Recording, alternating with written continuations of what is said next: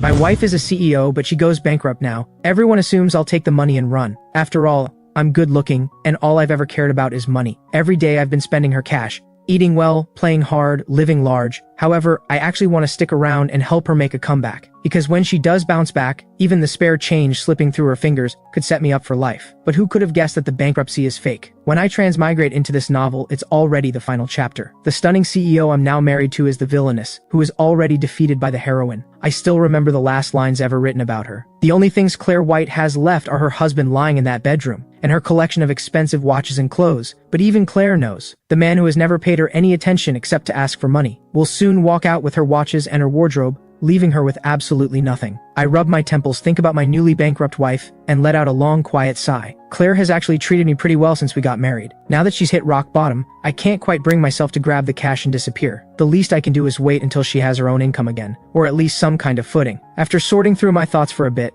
I get up and start tackling the disaster zone we call home. It takes a full 3 hours. I finally managed to stuff everything into one corner of my room. The pile is impressive. Over 100 watches and more than 80 outfits. Right now I'd give anything to swap the clothes for more watches, just because watches are just so much easier to sell. I wake up at 2 in the afternoon, my stomach growling. I flip open the wallet on the coffee table. Just as expected, I find my ID card, bank card, and 700 yuan. As for the kitchen, I haven't set foot in it. We only just moved in, and neither of us is the cooking type, so there's nothing in there. I need to find food on my own. Luckily, the apartment Claire rented is small but well located. There's a whole row of restaurants right downstairs. I stroll down and grab a bowl of noodles. Thinking about the nearly empty bathroom cabinet I spotted earlier, I swing by the supermarket, and I come back hauling a bag full of daily essentials. I pick up a set for Claire too. The colors, the styles, all chosen based on what I remember her preferring. Then I start cleaning, pushing open the door and stepping into Claire's room. Apart from a few things on the bookshelf and desk, all that's in there is a bed and the bare necessities. I sigh helplessly. It's a lot to ask of a woman raised like royalty, to put up with a life like this. I look around and get to work. Time ticks by,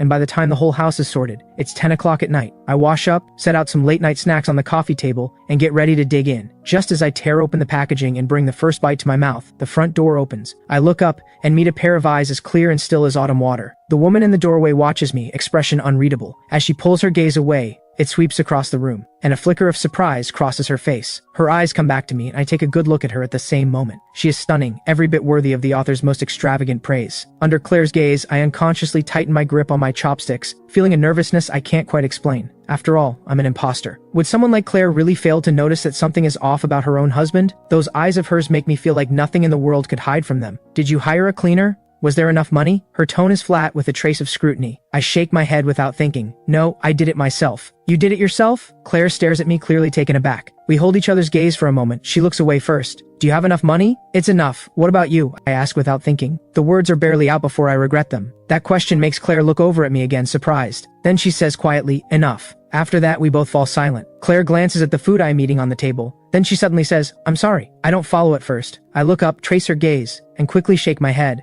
No, you have nothing to apologize for. Claire steps over, sits on the other end of the sofa, and chooses her words carefully. The assets have mostly been dealt with. Everything in my name has been transferred away. There's nothing left, but there are no debts either, so you don't need to worry about that. I still have 30,000 yuan on hand. Once things are settled, I'll start earning again as soon as I can. You should have 60,000 on your card. I've already paid 6 months rent on this place. If you want a divorce, I'll give you another 20,000. You're welcome to stay here until you find somewhere else. I know exactly what this means. Claire's done more than enough for me. Our total assets come to 90,000 yuan. She's willing to hand over 80% of it to me and let me stay in the apartment. Moreover, she'd never take back the watches and clothes either. That would leave her with 1 room and 10,000 yuan. Seeing I say nothing, Claire adds, in the future, I'll set aside a portion of whatever I earn each month, at least 3,000. I can't promise more right now because I don't know what's ahead, but if I get a chance to make a comeback, I'll make it up to you. I immediately shake my head. Claire goes quiet when she sees me refuse. I realize my reaction might have given the wrong impression. I quickly explain, no, I don't want a divorce, and I don't need your money. I've got enough to get by. I've made my peace with where things stand. I'll cut back on spending and I'll earn my own money, so you don't put so much pressure on yourself. An ordinary household doesn't cost that much to run. You don't want a divorce? Claire looks at me. But yesterday you said, then it hits me. Yesterday, apparently I said some very angry things. I did call her useless and say I wanted a divorce. My expression stiffens and I try to explain. I was drunk. I didn't mean it. I've thought it through and I can't divorce you at a time like this. We're married and I intend to pull my weight. Don't worry about me. I can take care of myself. I might even be able to take care of you. As soon as I speak, the look Claire gives me gets even stranger, but she doesn't push it. If you don't want a divorce, then forget it. Whenever you change your mind, just say the word. Claire gets up and heads to the bathroom. I duck my head and awkwardly keep eating. I hear her footsteps pause just inside the bathroom door for a few seconds. She must have noticed how different it looks from before. Then the sound of running water starts. By the time I finish eating, Claire is done in the bathroom. There's none of the awkwardness I expected. Thank you, get some rest. I run a hand through my hair, feeling like I'm in a dream. I sort through my thoughts one more time, then head to the bathroom. Back in my room, I open my laptop and set up a personal shop on a resale platform. Then I close the laptop and go to sleep. The next morning, I wake up out of habit at 6:30. I gather the ingredients I bought yesterday, get the porridge going, then head downstairs to grab steamed buns and fried dough sticks. When I get back, Claire is just stepping out of her room. She hears the door open and looks up to see the food in my hands. She automatically rubs her eyes, as if she can't quite believe what she's seeing. Good morning. I picked up some breakfast, and there's porridge on the stove too. Go wash up, it'll be ready by the time you're done. I head to the kitchen without waiting for a response, completely ignoring the stunned look on her face. Since we've both been staying up late, I made red bean and juju porridge. Good for energy. When it's ready, I ladle out 2 bowls. Then I arrange the buns and dough sticks on a plate, boil some eggs, and prepare some side dishes. By the time Claire comes out of the bathroom, what she sees is a breakfast on the table that could almost be called lavish. The scene should feel warm and domestic, but Claire feels none of it. She knows her husband. In nearly 3 years of marriage, I have never once set foot in the kitchen or touched a chore. The only thing I've ever been good at is spending money. According to the information she found before the marriage, it didn't say I could do these things either. Her mind fills with questions,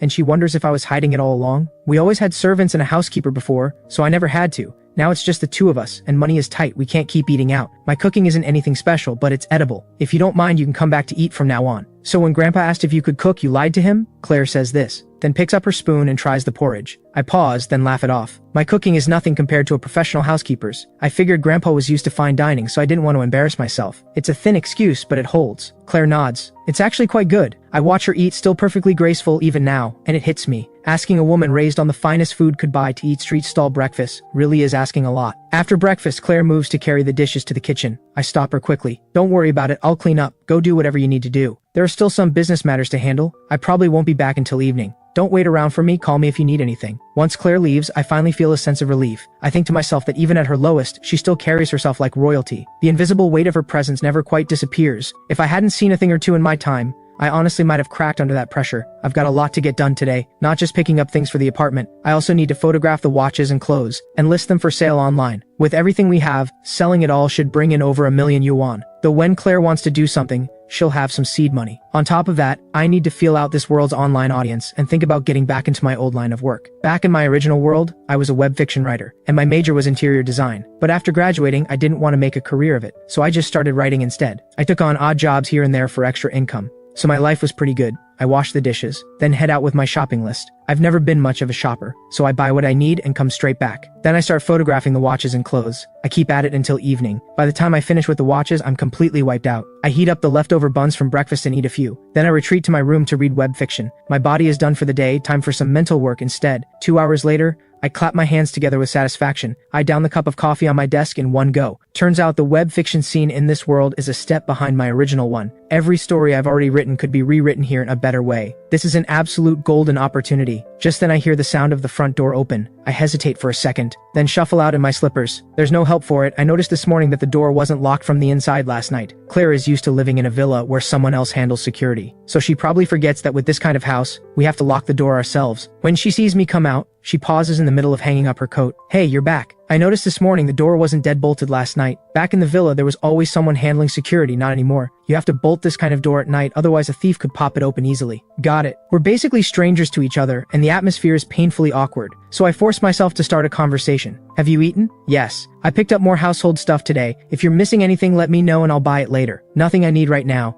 Topic ended. What else can I say? I think for 3 seconds and make the executive decision to retreat. Alright then, I'll be in my room. Call me if you need anything. After I close my door, Claire starts looking around the apartment, checking the kitchen, then the bathroom. The house has a lot more in it today. It actually feels lived in now. He's actually serious about staying, she thinks. It's like he's a completely different person. I have no idea what Claire is up to. I'm too busy dealing with my laptop. The original Ethan worked hard enough in high school to get into a good university, but he coasted through college, and his computer skills are absolutely catastrophic. This laptop is painfully slow. I need to clean it out and see what the original Ethan was actually up to. As I dig through the files, I come across a photo folder. There are lots of subfolders inside, mostly selfies, a few photos of his parents. Then there's one at the end with a garbled nonsense name. I click it open, and wow, inside are photos with another woman. She looks like some kind of those socialites, and she's pretty, but she is just not my type. There's something about her smile, all soft and delicate, like she's performing innocence. Seeing how close they look makes my soul physically tremble. I frantically check the dates, all before the wedding. Thank goodness. That was close. I keep a handful of the more neutral ones and delete everything else immediately. By now, I've pieced it together. That woman was the original Ethan's girlfriend from university, a wealthy heiress, but they've been broken up for ages. There's absolutely no reason to keep any of it. Lucky Claire never snooped. If she had found these, it would have been a ticking time bomb. By the time I've sorted the laptop out, it's almost 11. I yawn and faceplant onto the bed. The next morning, I'm up even earlier than yesterday, and this time I don't go out to buy anything.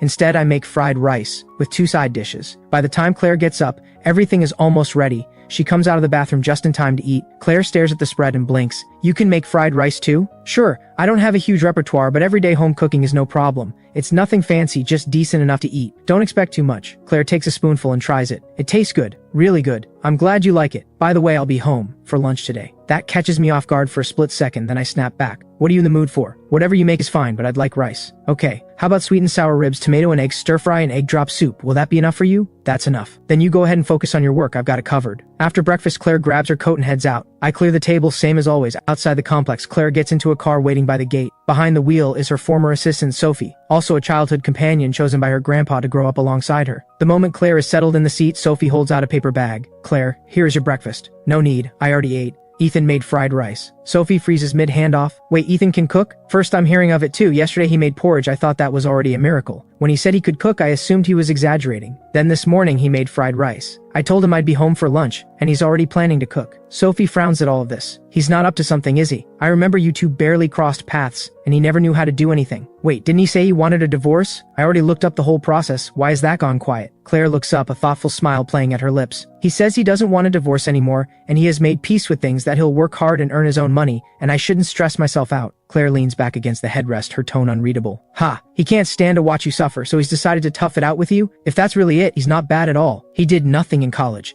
The 2 years we've been married, all he ever did was spend money. One day he demands a divorce, the next he's changed his mind completely. What do you make of that? People say hard times show you who people really are. Maybe his conscience got to him. You never know what someone is made of until things fall apart, and we've certainly seen plenty of people turn their backs lately. Maybe Ethan is just the kind of person whose true character only comes out when things get hard. Maybe, let's go. Either way, he's not going to derail anything. I'll just watch and see. On the other side, I spend the entire morning photographing clothes. I can't possibly wear over 80 outfits. Keeping a dozen or so for appearances is plenty. I'll sell the rest and use the money to pick up some ordinary clothes. 2+ hours in, and I'm only halfway through. I check the clock on the living room wall, already 10. I need to go grocery shopping. So I quickly pack everything away, throw on a jacket, and head out. I come out of the supermarket hauling 2 heavy bags and start heading back. I've just crossed the street when someone calls out to me. I turn around and see a woman who is very beautiful and dressed exquisitely. I look again. Isn't this the woman from those photos last night? The moment she sees me turn, she rushes over. Ethan, what happened to you? I look down at my clothes, then at the bags in my hands.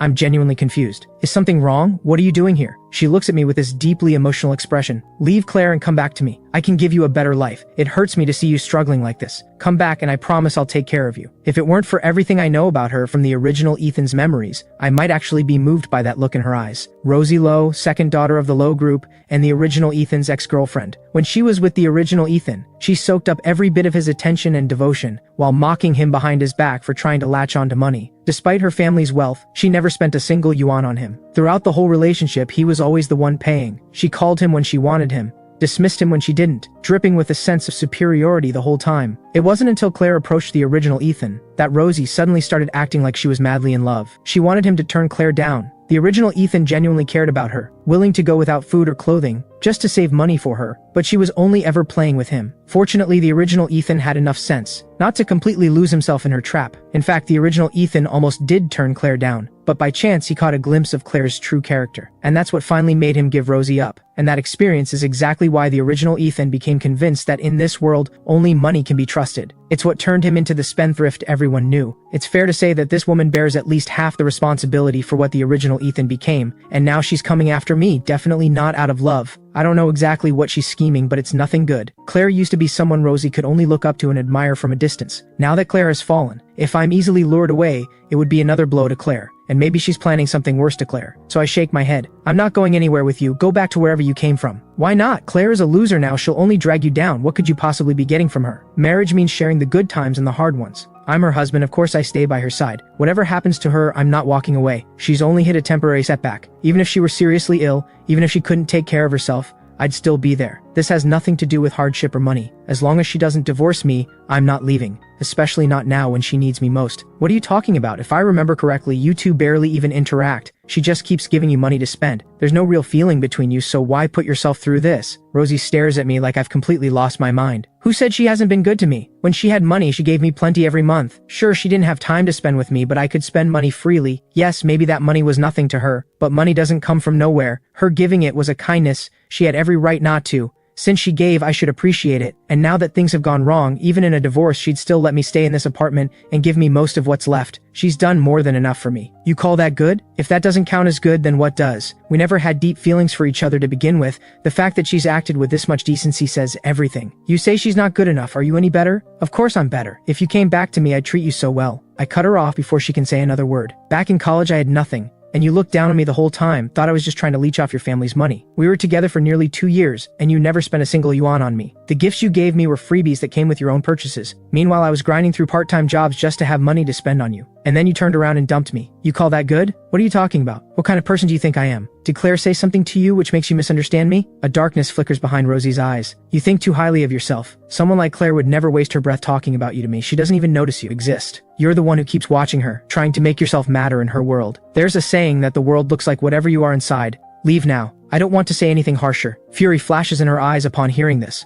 She steps closer, her expression shifting to something soft and wounded. Ethan, Claire has gotten into your head. How can you really think this way? I genuinely care about you. Claire only has a hold on you because she's broke now and clinging on. Don't be naive. Stop, don't come any closer. Bottom line, abandoning my wife the moment she hits rock bottom is not something a decent person does. I'm not leaving her. Give that idea up for good. If I ever do leave, it'll be because she no longer needs me. Rosie opens her mouth to say something else, when a burst of applause erupts nearby. Yes, that's exactly right, young man. Now there's a man with solid values. If more people thought this way, there'd be a lot fewer divorces. Your wife is lucky to have you. I finally notice. Not far off, there's a whole group of elderly men and women, clearly just back from their morning exercise. They've gathered around, and the man at the front gives Rosie a thorough once-over, shaking his head and clicking his tongue. Young lady, this man has a perfectly good marriage, and you're trying to wedge yourself in? That's not right. How would you feel if you were married and someone kept trying to steal your husband? Don't do to others what you don't want done to yourself. Exactly, you're saying he should leave his wife, just because she's hit hard times and run off with you instead. Can you honestly guarantee you'll never have a hard day yourself? It's like a floodgate has opened. Every single one of them starts going in on Rosie, not giving her a single chance to respond. Within minutes, she's been thoroughly convicted, morally bankrupt, values in shambles, a hopeless case. I quickly step aside, ducking behind the crowd and desperately trying not to laugh. She really does need some educating.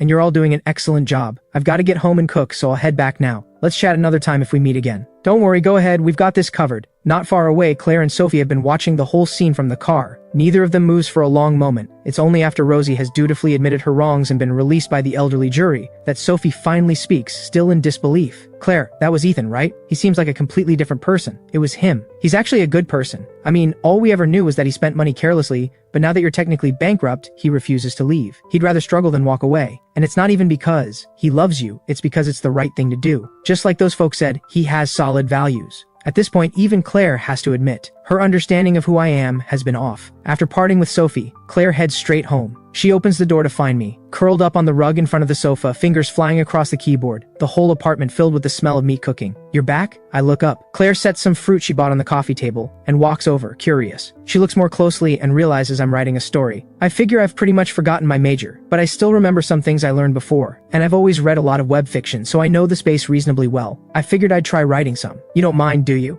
I ask without stopping typing. Claire finds this consistent with what she knows of me. After all, she's not counting on me to bring in money anyway. As long as you're happy. I know a wealthy heiress like her probably has zero interest in web fiction. She might not even know what it is. So I change the subject. The ribs are braising, probably another hour before we eat. Go do your thing. Claire nods, goes to wash up and change, then disappears into her room and doesn't come back out. An hour later, I knock on her door and call her for lunch. On the table are 2 bowls of rice and a spread of dishes. It's colorful, fragrant, properly done. I even added some garnish. It looks like real effort went into it. This is my first time making sweet and sour ribs, so I honestly don't know how they turned out. Give them a try. If they're no good, I can throw together a smashed cucumber. Ever since my parents accidentally passed away in college, I've lived alone. Influenced by them, I don't demand an extremely high quality of life, but I definitely don't settle for low standards either. I kept the place clean on a regular schedule. I cooked for myself whenever I could and lived a very structured life, so my life skills are solid. What I said earlier, that was just being polite. I wouldn't claim to be a great cook, but everyday home cooking I can handle. Back in the day, I always cooked when friends got together, and the compliments were never in short supply. Claire picks up a piece of rib and tries it,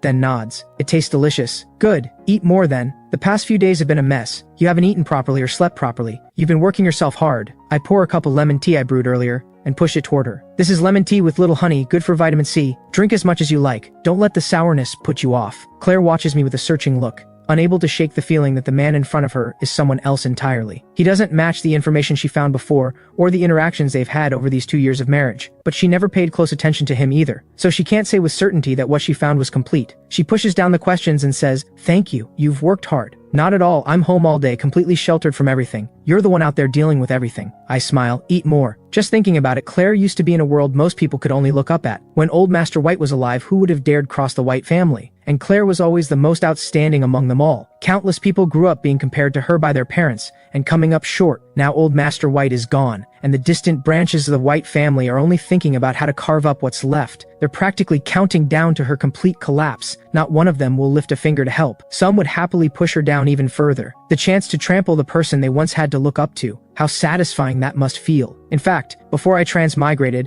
when I was just reading this story, I never understood why Claire kept refusing help from her closest friends. If she had accepted it, she never would have fallen so far. But given where we stand right now, I can't exactly ask. She was raised as a wealthy heiress. She must have her reasons. I don't know how Claire feels about this meal, but I eat very well indeed, and I'm guessing she didn't hate it either. After all, she had 2 bowls of rice. I'll put the dishes in the kitchen, don't touch them. I'll wash up after my nap. I drop everything into the sink, wash some fruit, and bring it out to the coffee table. Then I settle back onto the rug and keep typing. Writing something I've already written before, the words come fast, and my typing speed has been well trained over the years. Just in that one morning session, I knocked out a 2,000-word outline. At this rate, I figure I can finish 20,000 words and submit tomorrow. Claire and I are in a tight spot. We really need money. I don't know the first thing about business, so the only thing I can do is earn as much as I can and take some of the weight off her. Claire retreats to her room again, and after the door closes, I have no idea what she's doing in there. Around 1:30, I force myself to close the laptop and drag myself to bed for a nap. The living room goes quiet. In her room, Claire hesitates for a moment, then types a reply to Sophie. "Forget it. Let me just see how he does first. You can hold off on the search for now. Maybe I'm overthinking it. Let's wait and see." Less than an hour later, my alarm goes off. I haul myself out of bed. Head still foggy, I shuffle toward the bathroom and find the door pulled shut.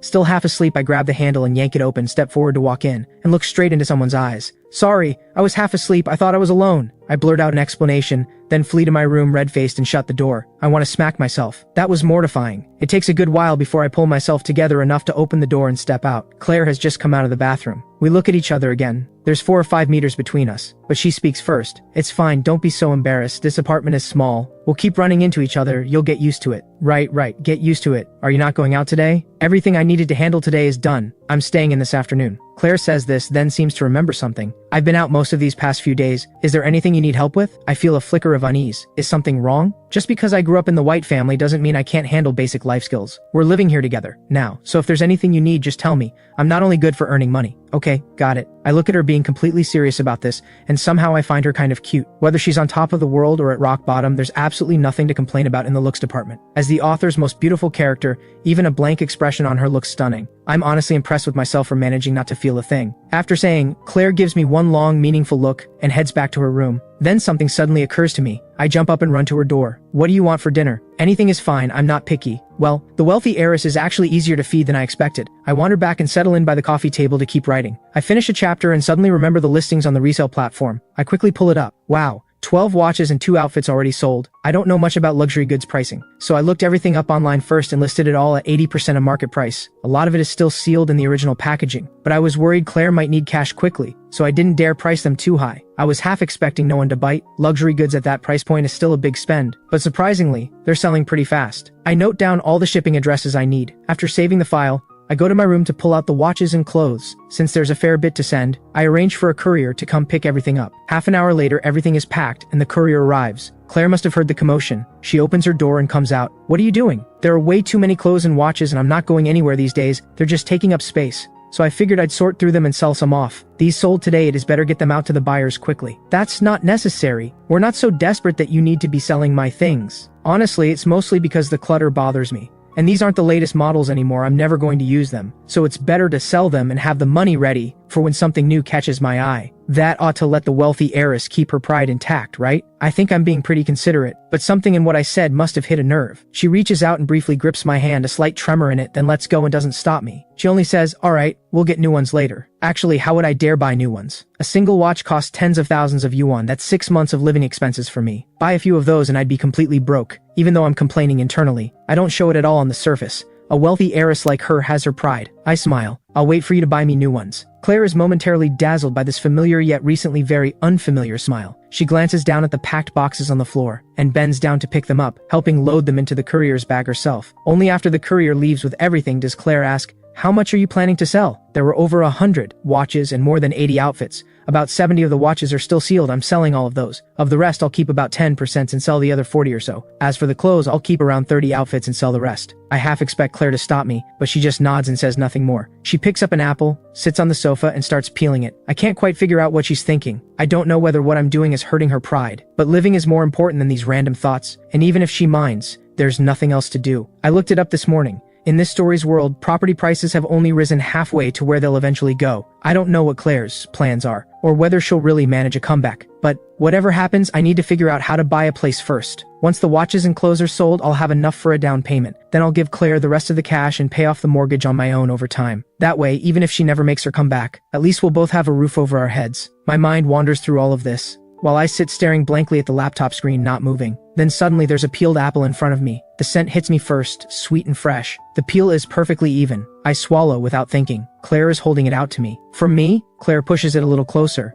You've put up with a lot. I'm genuinely caught off guard. In the original story, Claire never got close to men, never had much patience for them at all, and yet here she is, peeling me an apple and doing it so beautifully. It's amazing. I take the apple quickly and say, it's nothing. It was bought with your money to begin with. You never complained about my spending back then. I'm already grateful for that. Claire actually laughs. She usually wears such a composed, closed-off expression, not icy exactly, but not the kind of face that invites you closer. Now she laughs, and I completely freeze. How is a person this beautiful? Don't worry, I'll buy you plenty of new watches when the time comes. I nod instinctively, then catch myself feeling oddly flustered and shy. I know you'll make a comeback. Take your time, I'll be waiting for those watches. Come on, you've got this. Claire rises, that faint smile still on her face, and heads back to her room. Out of my sight, a flicker of amusement passes through her eyes. That afternoon, I pushed through and managed to write over 10,000 words. Dinner is a casual, easy affair, and then we each go back to our own things. I stay up until midnight and hit 20,000 words. The next morning, after breakfast, Claire heads out and I get to work figuring out how to submit the manuscript. I check the resale platform, 8 more watches and another outfit sold. I can practically see the money pouring into my account, and the feeling puts me in a great mood. I've just organized the manuscript and sent it off when there's a knock at the door. Who is it? I get up to answer.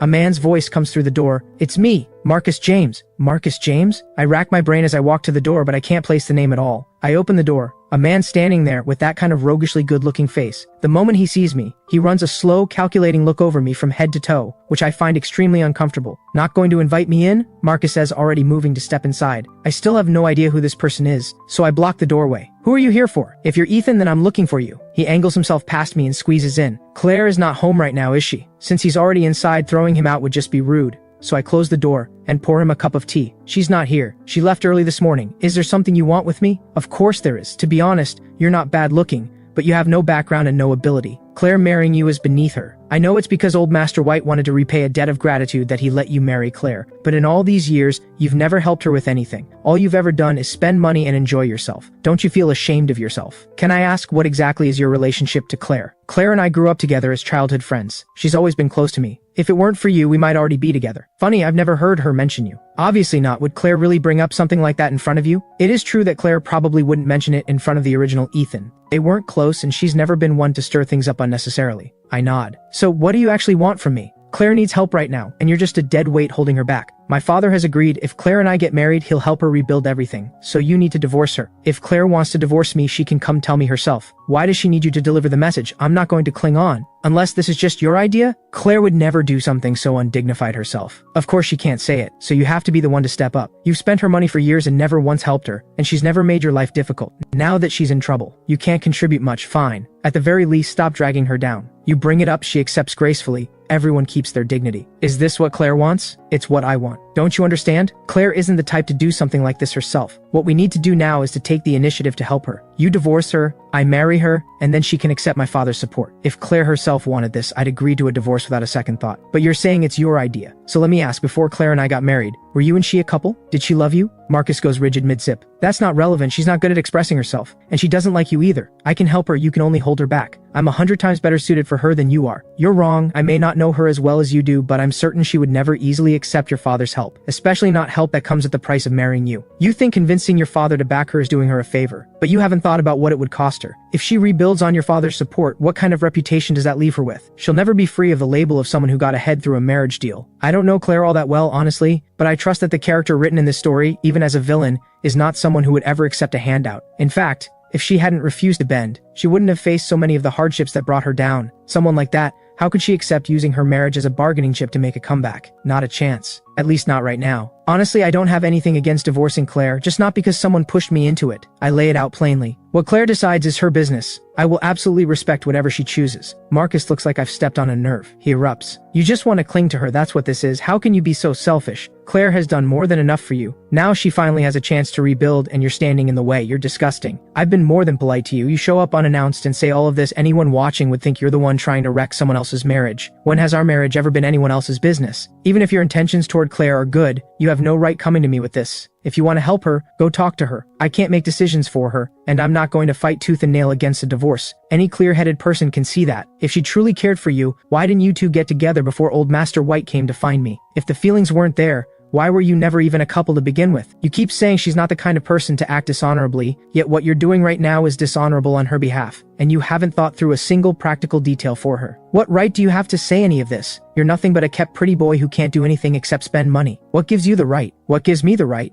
The fact that I'm still her husband, in name if nothing else. And as long as that's true, I have every right to speak up against anyone trying to interfere in our marriage. Yes, I spent her money and never helped her with anything, but she agreed to it. She didn't mind. So what exactly are you worked up about? If you want to marry her, go tell her that. If she agrees, I will sign the divorce papers without a single word of protest. But coming to me, that I won't agree to. You have no shame. Marcus slams his cup down on the table. I'm past being angry. I turn my own cup calmly in my hands. You're the one trying to break up a marriage, and you don't feel any shame about it, so where do you get the nerve to call me shameless? If that's what you think of me, then I'd say we've said everything there is to say. Bottom line, you just refuse to divorce her. Think of it that way if you like. Getting what amounts to a confirmation and knowing he's not going to get what he came for today, Marcus stands up and storms out angrily. But before leaving, he turns back to throw one last line at me. Just wait, Claire will drop you sooner or later. The door slams shut. I let out a long, quiet sigh. It's understandable that the female lead is likable, but did even the villainess have to be this popular? If it weren't for my conscience, I'd honestly be tempted to just get the divorce. But it's just a passing thought. I can't bring myself to occupy someone else's body and take things for granted, even though it wasn't me who spent that money. It's technically on my tab now, isn't it? I push it all out of my mind and open the browser, jotting down addresses and details, then heading to my room to pull out the sold watches. Once everything is sorted, I call the courier. Today's sales need to go out as soon as possible. Running the numbers, everything sold so far comes to over 2 million yuan. Once the buyers confirm receipt, a very satisfying sum lands in my account. When I sell a few more later, I can buy a small apartment, put down a down payment, and officially join the ranks of homeowners. The thought alone fills me with energy. I don't feel like writing anymore. Instead, I open a new tab and start browsing property listings in this city. My first home I'm going to choose carefully. I browse for a while, and before long it's nearly noon. I don't even have time to close the tab. I dash to the kitchen to start cooking. Claire mentioned this morning when she left that she'd be home for lunch. That's on me. I got so caught up daydreaming about the future that I completely lost track of time.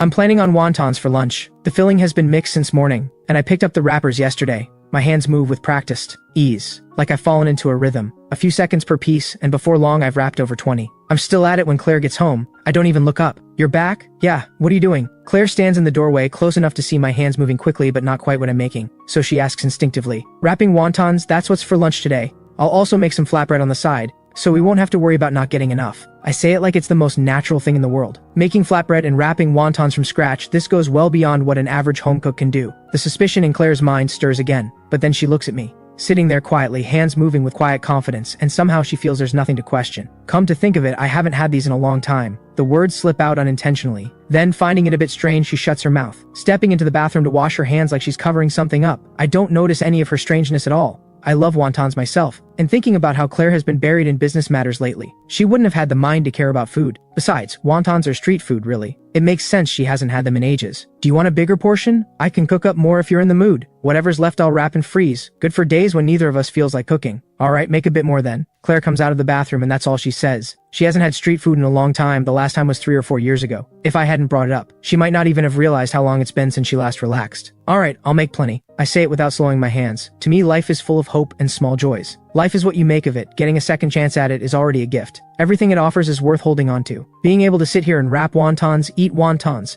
that's happiness enough. Nearly an hour later, 2 steaming bowls of wontons land on the table. I call Claire out, and I'm already seated, tilting my head toward her chair with an expectant grin. Try them. I think they turned out pretty well. I wasn't sure how much you eat, and wontons alone don't really fill us up, so I made some flatbread wraps too. Do you eat those? Hearing this, she finds it a bit amusing, but doesn't show it. Of course I do. I'm a normal person. She sits down and tries one, takes a moment to consider, then gives her comment. These are good. See? I told you they'd be good. I love wontons, so of course I'd put in the effort. Since you like them, eat plenty. We eat at different paces. Claire finishes about half of what I do, but we finish at almost exactly the same time. This time when I get up to do the dishes, she speaks up out of nowhere. I'll get a dishwasher. It's just a few bowls, doesn't take long. No need to spend money on that. It's not that expensive, don't worry about it, Claire says casually. I immediately pull a conflicted face. What's wrong? She hasn't fully adjusted yet. She hasn't quite registered that we're no longer living the way we used to. I'm debating whether to say something directly, but then I see the slight furrow in her brow, and the reminder I had planned comes out as something else entirely. Alright, I'll go pick one out myself. Don't worry about it. I'm very particular, it might take me a while to find the right one. I sigh internally the moment the words are out. Her good look really does make me go soft. I couldn't bring myself to say even a mildly bruising thing to her. But I've already said I'm picky. Taking forever and coming back empty-handed is perfectly believable. Claire watches my conflicted expression, and suddenly understands exactly what's going on in my head. A strange feeling moves through her. In the first half of her life, although Grandpa had put her through hardship deliberately, in fact, after she completed that trial at 15, she never had to feel that way again. This time, she's not actually broke. It's her husband who thinks she is, and even so, he doesn't mention being broke in front of her. It's a strange feeling. She can't quite name what she makes of it. I have things to do. I'll be in my room. Claire turns and goes, leaving me alone with the dishes. I hum while I wash up. Life feels pretty good right now. There's a roof over my head and food on the table. The watches and clothes are selling well. Soon I'll have a place of my own. Things can only get better from here. Claire has what it takes. Her comeback is only a matter of time. And when that happens, maybe she'll share some money with me then. Even if she never bounces back, I can support us on my own. For now, having someone around who's more or less a friend means I don't have to worry about being on my own if something goes wrong. I won't be idle forever. Someday we'll live a quiet, ordinary life. If she wants a divorce, I'll give her one. I'll find the right person eventually. As long as we both end up okay, that's good enough. After the dishes, I write for a bit, then get ready for my nap. That's when Claire opens her door and comes out. Did Marcus give you trouble today? Not exactly trouble. He wanted me to bring up the divorce myself. I turned him down. I assumed there was nothing between you two. If you have feelings for him, we can divorce whenever you want. He also said his father could help you rebuild, on the condition that you marry him. There's nothing between us, and I won't be divorcing you over him. You handled it well. As for the rest, we'll deal with that later. I don't need anyone's help right now, and this isn't something his father can fix anyway. Understood. That tracks, I think. I get up to head to my room for a nap. Claire suddenly speaks up, watching me with a searching look. Since when do you take afternoon naps? I stiffen slightly and fumble for an explanation. I just realized my old routine wasn't great and my health was suffering for it, so I've been trying to fix that. You should actually try it too. A midday nap does wonders for your energy in the afternoon, makes everything more efficient. Get some rest then. Claire goes back to her room. I stand there for a moment, quietly uneasy. I didn't say anything suspicious, did I? After a blow like bankruptcy, anyone could change. That's completely believable. Back in her room, Claire sits down at her desk, expression blank, and falls into thought. After a while, she still seems to be holding something back. Instead, she picks up her phone and makes a call. Get a dishwasher delivered to me in the next few days. There are some things I still need to watch. For now, just keep things as they are. After hanging up, she sets her phone down and her eyes drift to the bed beside her. My words come back to her. Is an afternoon nap really that good? Before she even realizes what she's doing, she's lying down, and her whole body loosens. It actually does feel nice. She's been busy with all sorts of things these past few years, and it's been a long time since she last slept with any real peace. Without noticing, 2:30 in the afternoon arrives. I come out of my room with a long, full body stretch. I splash some water on my face in the bathroom, and step out just as Claire emerges from her room, her eyes still hazy with sleep. Oh my God, Is this what she looks like waking up? She's way too beautiful, and someone like this turned out to be a villainess. The author must have put real effort into creating her, and yet gave her such a tragic ending. What a waste. I'm so caught up in the thought that I don't notice my own expression, and inadvertently let a trace of pity show. Claire catches it. Something about it makes her flinch, like a brush of heat. I pull my gaze away immediately. Do you need the bathroom? No, I'm done. Go ahead. I step aside and let Claire pass. I shrug to myself and sit back down at the laptop, ready to write. The moment I open it, there's a friend request. The note says it's an editor from a literary platform. Claire hears something and comes out still drying her hands. What happened? My story passed the first review. Once it clears the second and final rounds, it'll start generating income. Really? Congratulations. Good news for both of us. I say it and go right back to ignoring her, diving back into the story and typing away. Seeing me busy on the computer, Claire heads back to her room. That afternoon, I arrange for a courier to come pick up more packages. The courier who shows up is a young woman. Mr. Ethan, have you opened an online shop? These watches all look really nice. Any chance you could sell me one at a discount? I'd love to give one to my boyfriend as a gift. I'm taken aback and quickly wave my hand. Sorry, I don't have a shop. I'm just shipping things out for a friend. The prices on these aren't cheap. They're all over 10,000 yuan each. That's not my call to make. If you're interested, I can ask on your behalf. Over 10,000? Oh my, these must all be luxury pieces. I honestly don't know much about it. Maybe so, they're definitely not cheap. While I'm still talking, the elevator beside us opens and Claire steps out. She heard everything. What's going on? Nothing much. This courier was asking about buying one of the watches. Since they're not mine, I thought maybe I could ask if there's a discount. No, if they're luxury pieces, forget it. I'm just an ordinary person. I couldn't pull off wearing something that expensive anyway. The courier moves on. Is this everything for the pickup? If so, I'll get it all sorted and head out. Should be dispatched shortly. Yes, that's all of it. Thank you. The courier picks up the packages, steps into the elevator and goes. I realize I've been blocking the doorway the whole time and quickly step aside. How are you back so early today? Not much to deal with today. Claire steps inside. Why did you say the watches belong to someone else? Claiming they're mine didn't feel right. We don't know what the security situation is around here. If word gets out that we have valuables, that could be dangerous. And that courier has been here a few times now. We have a working relationship. We'll need her again. If I said they were mine and still couldn't give her a discount, she might hold a grudge and mess with the packages. I could file a complaint, sure, but that's a hassle I'd rather avoid. Bottom line, we can never fully know someone, and we're not close enough for me to take that risk. That was thoughtful of you. By the way, there's a reception in a few days. We'll need to attend together. Start getting ready. A reception? I've barely been to any. Will I end up being a problem for you? It's fine. At this point, there's no one left who can really cause me trouble. And even if something comes up, a little friction doesn't bother me. Claire calmly picks up a cup from the table and pours herself some water. Something about the way she says it sits uneasily in my chest. All right, I'll prepare properly. Over the next 2 days, Claire keeps her usual rhythm, out early, back late, but she's home for breakfast and dinner. I fall into the habit of having 2 meals ready morning and evening. Every day I write, handle sales, and look up everything I can about receptions. One evening, Claire comes home to find me not in my usual spot on the rug in front of the sofa. The moment I hear the door, I look up at her with an intense, slightly strange expression. She looks at the pile of clothes around me. What's all this? Did you buy all of these? Please, I need your help. I haven't been to one of these things in forever,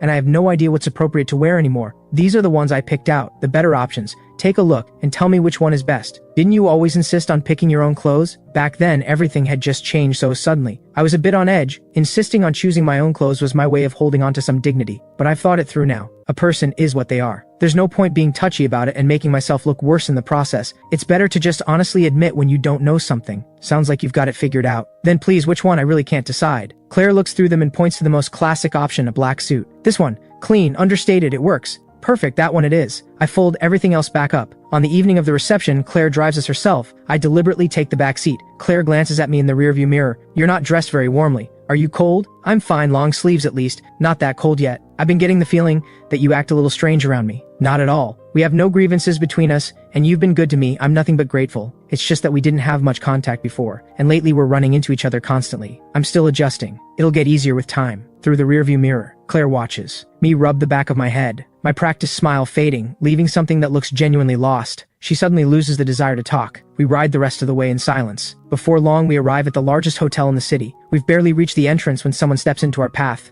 Casually, like it might be an accident. The man blocking us is slightly overweight, his hair gleaming with product, a garishly dressed woman on his arm, his face wearing an expression of undisguised ill intent. That plot of land in the East District, I hear a major developer has been eyeing it lately. Shouldn't you be keeping tabs on that, Mr. Wilson? Mr. Wilson freezes, his expression contorting, and he forces a smile. Lady Claire, you look as impressive as ever. It's been too long, what a pleasure. Claire doesn't bother responding. She walks right past him and I follow. I stay close behind her as we enter the reception. I recognize several faces from the original Ethan's memories. The kept husbands and overlooked sons of the wealthy heiresses, none of them particularly significant. A few of them spot me with their drinks and look like they might come over, then they see Claire beside me and quietly retreat. Some throw me meaningful looks. You're not going to go say hello? Why would I? That would be asking for trouble. I was never actually close with any of them, just surface level acquaintances. Things have changed. I'd better not to pretend otherwise. We've barely taken a few more steps when two young men approach, women on their arms. The one who reaches us first is slightly older, around 30, with a smile that doesn't reach his eyes. Well, if it isn't Lady Claire, it's been ages, and this must be, forgive my memory, getting on in years. You are Lady Claire's husband, right? How rare to see you both out together. What's the matter, life treating you badly? Running low on cash lately? I'd heard the two of you weren't exactly close, it looks like people were wrong about that. Mr. Fang, it's been a while.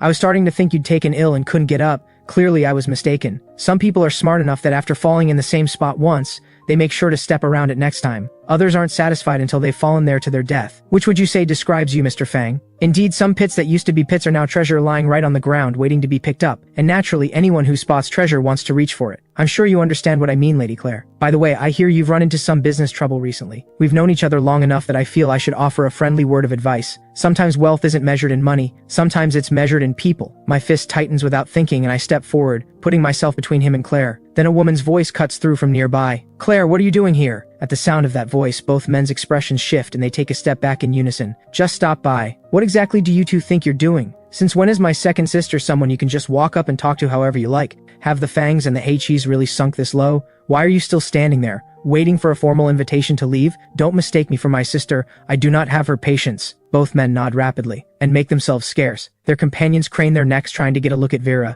and get harshly snapped at for it. Claire, honestly, if you're coming, fine, but why bring him? And if you are bringing him, at least give me a heads up. Those two idiots just now actually trying to flex in front of you. You really are too patient with them. It's nothing, just a couple of clowns. But what about you? You never come to things like this. What brought you here tonight? I was worried you might show up and run into people with no sense, so I had my manager cancel an appearance for this. Good thing I did, or who knows what those two would have said. Vera turns her gaze to me, looking me up and down with a measuring look. Given where my older sister is right now, there's no money left to squeeze out of her, so you can drop the act. If you're going to leave, just go. I smile awkwardly and say nothing. Don't talk nonsense, we're still married, Claire says. Come on, let's go sit somewhere. Fine, I'll come with you. With Vera sitting beside us, no one else comes near. Anyone with any standing here knows Vera is not someone you want to cross. I'd brace myself for an evening full of awkward encounters, but we've barely been seated when Claire is already ready to go. Vera tries to get Claire to stay for something, but Claire declines. We leave together. In the car, I watch Claire, who is driving, and after a full 3 minutes of hesitation, I finally work up the nerve. Did you get what you came for tonight? More or less.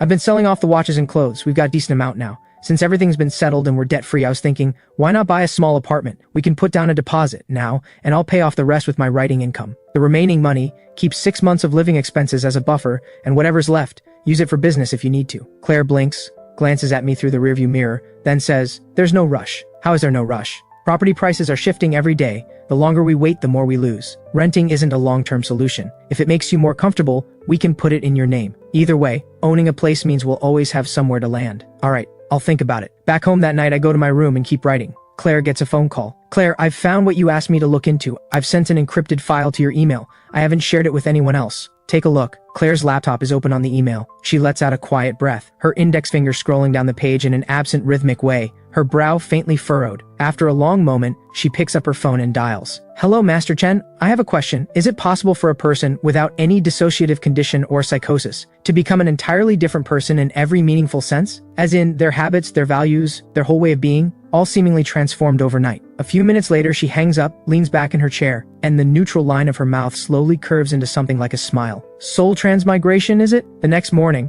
I'm unhurriedly finishing off a scallion roll when Claire suddenly looks up as if something has caught her interest. What kind of stories do you write? My hand stills mid-bite. What do I write? All kinds, really. I never stick to just one genre. I want to write everything, but if I had to pick, transmigration stories are my favorite. The wilder the concept, the better. Do you think transmigration is real? I think so. Nobody really knows what this world is at its core. Sometimes we feel like we're living in a very real world. It might just be a world someone else wrote into existence. Who knows what the world really is? If we can't even confirm the nature of the world we live in, how can anyone say transmigration doesn't exist? A world written into existence? Of course. In someone else's story, we might just be nameless background characters. So if you had transmigrated, what do you think your previous life would have been like? A pretty happy one, I'd imagine. Parents who loved each other, only child, free to do whatever I wanted. Maybe they'd pass away suddenly, but I'd have studied what I loved, never went hungry or went broke, life was decent overall, and the transmigration itself, probably getting stabbed to death trying to save someone. A very unlucky way to go. That is really unlucky. It's a reminder to think before acting. Even good intentions need to come with a sense of your own limits. Absolutely, that's genuinely important. We don't bring it up again after that. After breakfast, Claire heads out,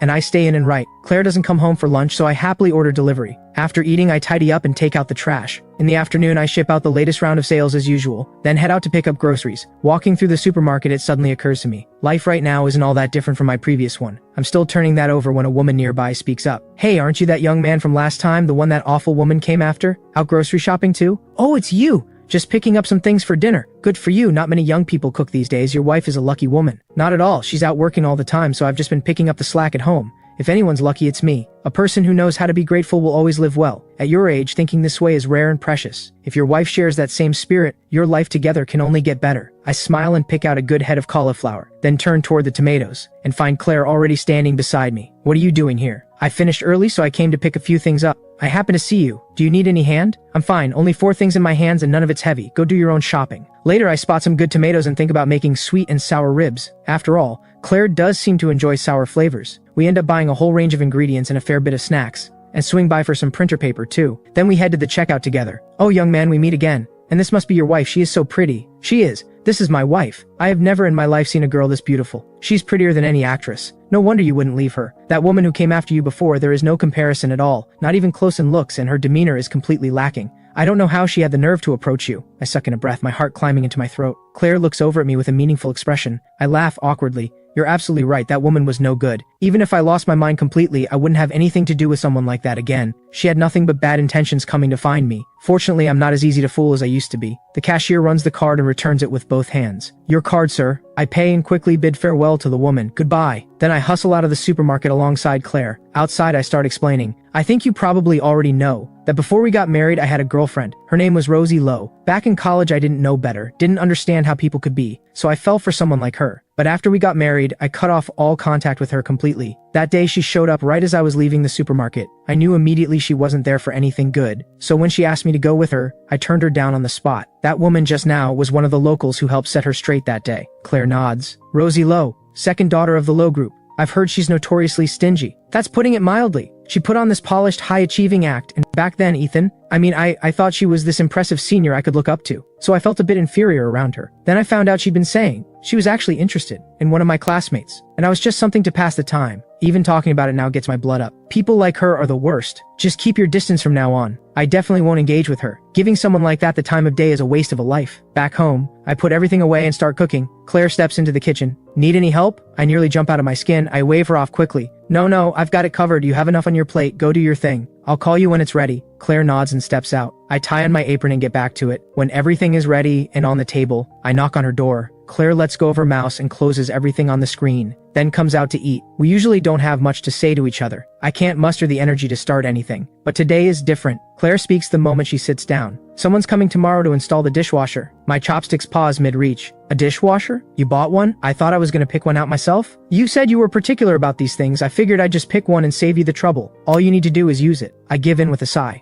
Alright, I'll try to stay in tomorrow. The topic drops and we go back to eating when my phone rings. That'll be Jasper Lane. You can agree to meet him. I blink, momentarily thrown. Why is Claire telling me to meet Jasper? The voice on the other end keeps going. Ethan, don't let what happened turn you against everyone. Not everyone is out to kick you while you're down or enjoy watching you struggle. Even if I can't do much, I can at least talk with you, give you somewhere to put it all. You've been carrying all of this for so long. Are you really going to keep bottling it up? In the original Ethan's life, Jasper always played the role of the understanding older brother figure. The original Ethan would tell him everything, which is exactly why whenever Jasper asked something of him, the original Ethan would go along with it. And that's why, faced with my cool indifference, Jasper assumes I'm just being sulky. Fine. Since you put it that way, I'll come. I want to see what you actually have to say. I've caught Claire's signal, so I agree to meet him, even if it's reluctantly. The voice on the other end sounds genuinely pleased. We exchange a few more words and hang up. Why did you want me to meet him? Claire sets down her chopsticks. Jasper never does anything without a reason. Before, when he contacted you, it was to extract information about my movements. Now that you've supposedly lost your usefulness to him, he's still reaching out. That means he's found another angle, something about you he thinks he can use. If you don't go, he'll just find another way to get what he wants. I get it immediately. The unspoken logic is if I can't avoid it, I might as well be the one who controls when and how it happens. Sure enough,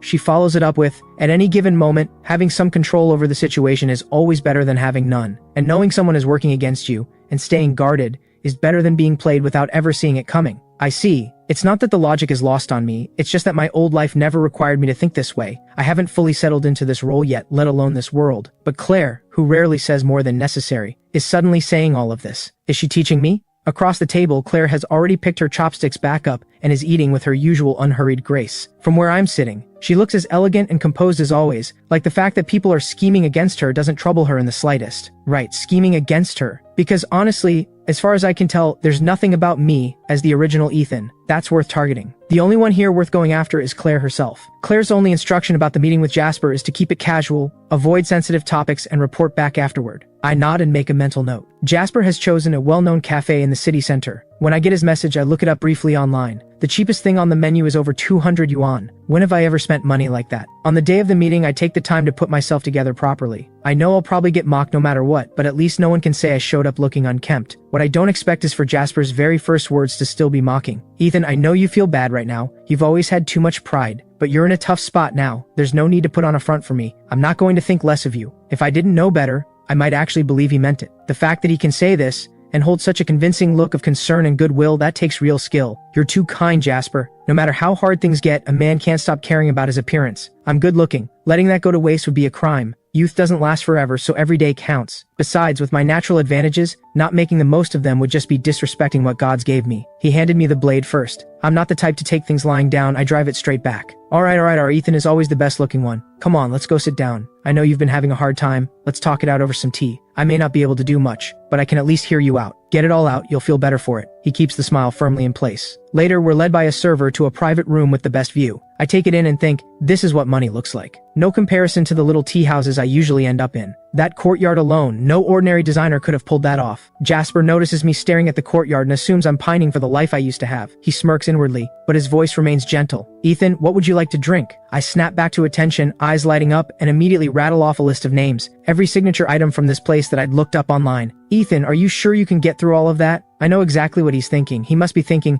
why have I suddenly thrown all pride out the window and started ordering like a man who hasn't eaten in weeks? But I have no intention of explaining myself. Whatever I can't finish, I'll take home, not a problem. Take it home? You'd actually pack up leftovers from a place like this? You're really that short on food? Of course, not packing up leftovers is wasteful. I'm not who I used to be, so naturally I make the most of things. Frugality is a time-honored virtue after all. What's the matter, Jasper? Do you have some objection to that particular virtue? Jasper opens his mouth and finds he has absolutely nothing to say to that. He blinks for a moment, then manages, "You're right. I think so too. I really was far too extravagant before. Buying luxury goods I'd never even use. A waste of money and a waste of time and energy on top of it. If I'd put that time into something meaningful instead, imagine. There are so many people in this world who need help. How did I never see that before? That money could have supported children in underprivileged communities. Anything would have been better than buying luxury items to sit in a drawer. By the way, Jasper, someone as kind and admirable as you must donate to those causes quite regularly, right?" Jasper is genuinely gifted at spinning narratives and managing his image, but charity? That's a fantasy. He's not that generous. He barely has enough money for his own lifestyle. The idea of voluntarily giving any away is laughable. However, he smiles with complete sincerity. Of course, when I have time, I make a point of helping those who need it. My parents raised me to always share what I have and look out for others. Jasper assumes I'm about to take the conversation in that direction, but I pivot. So if you're that generous to complete strangers, then surely, given how long we've known each other, how close we are, now that I'm struggling, now that I'm one of those people who needs help, you'll do something for me, won't you? What? He's caught completely off guard. Of all the things he never expected that I, who had always cared so much about face, would suddenly say something like this. Jasper, you have no idea how miserable my life is now. I can't buy clothes or watches just staring at my wife's cold face every day. I can't even bring up money. And when I called everyone, I know, no one picks up. Watching a shift pass over his expression. I get up and move to sit right beside him, grab his hand, and hold on tight, no wiggle room. You're the only one, Jasper. The only one who still came to find me. You're the only person I can turn to. You throw around 200,000 or 300,000 like it's nothing. Surely you can't be stingy with an old friend? You'll help me, right? We're practically brothers. I hold his hand firmly, voice completely earnest. He still hasn't responded. I add one more line. Come to think of it, I haven't caught up with any of the women we both know yet. That last words hits exactly Jasper right where it hurt. He was anxious. Every woman he's ever had his eye on has shown zero interest in him. Although he projects a clean, upright image, plenty of people know better,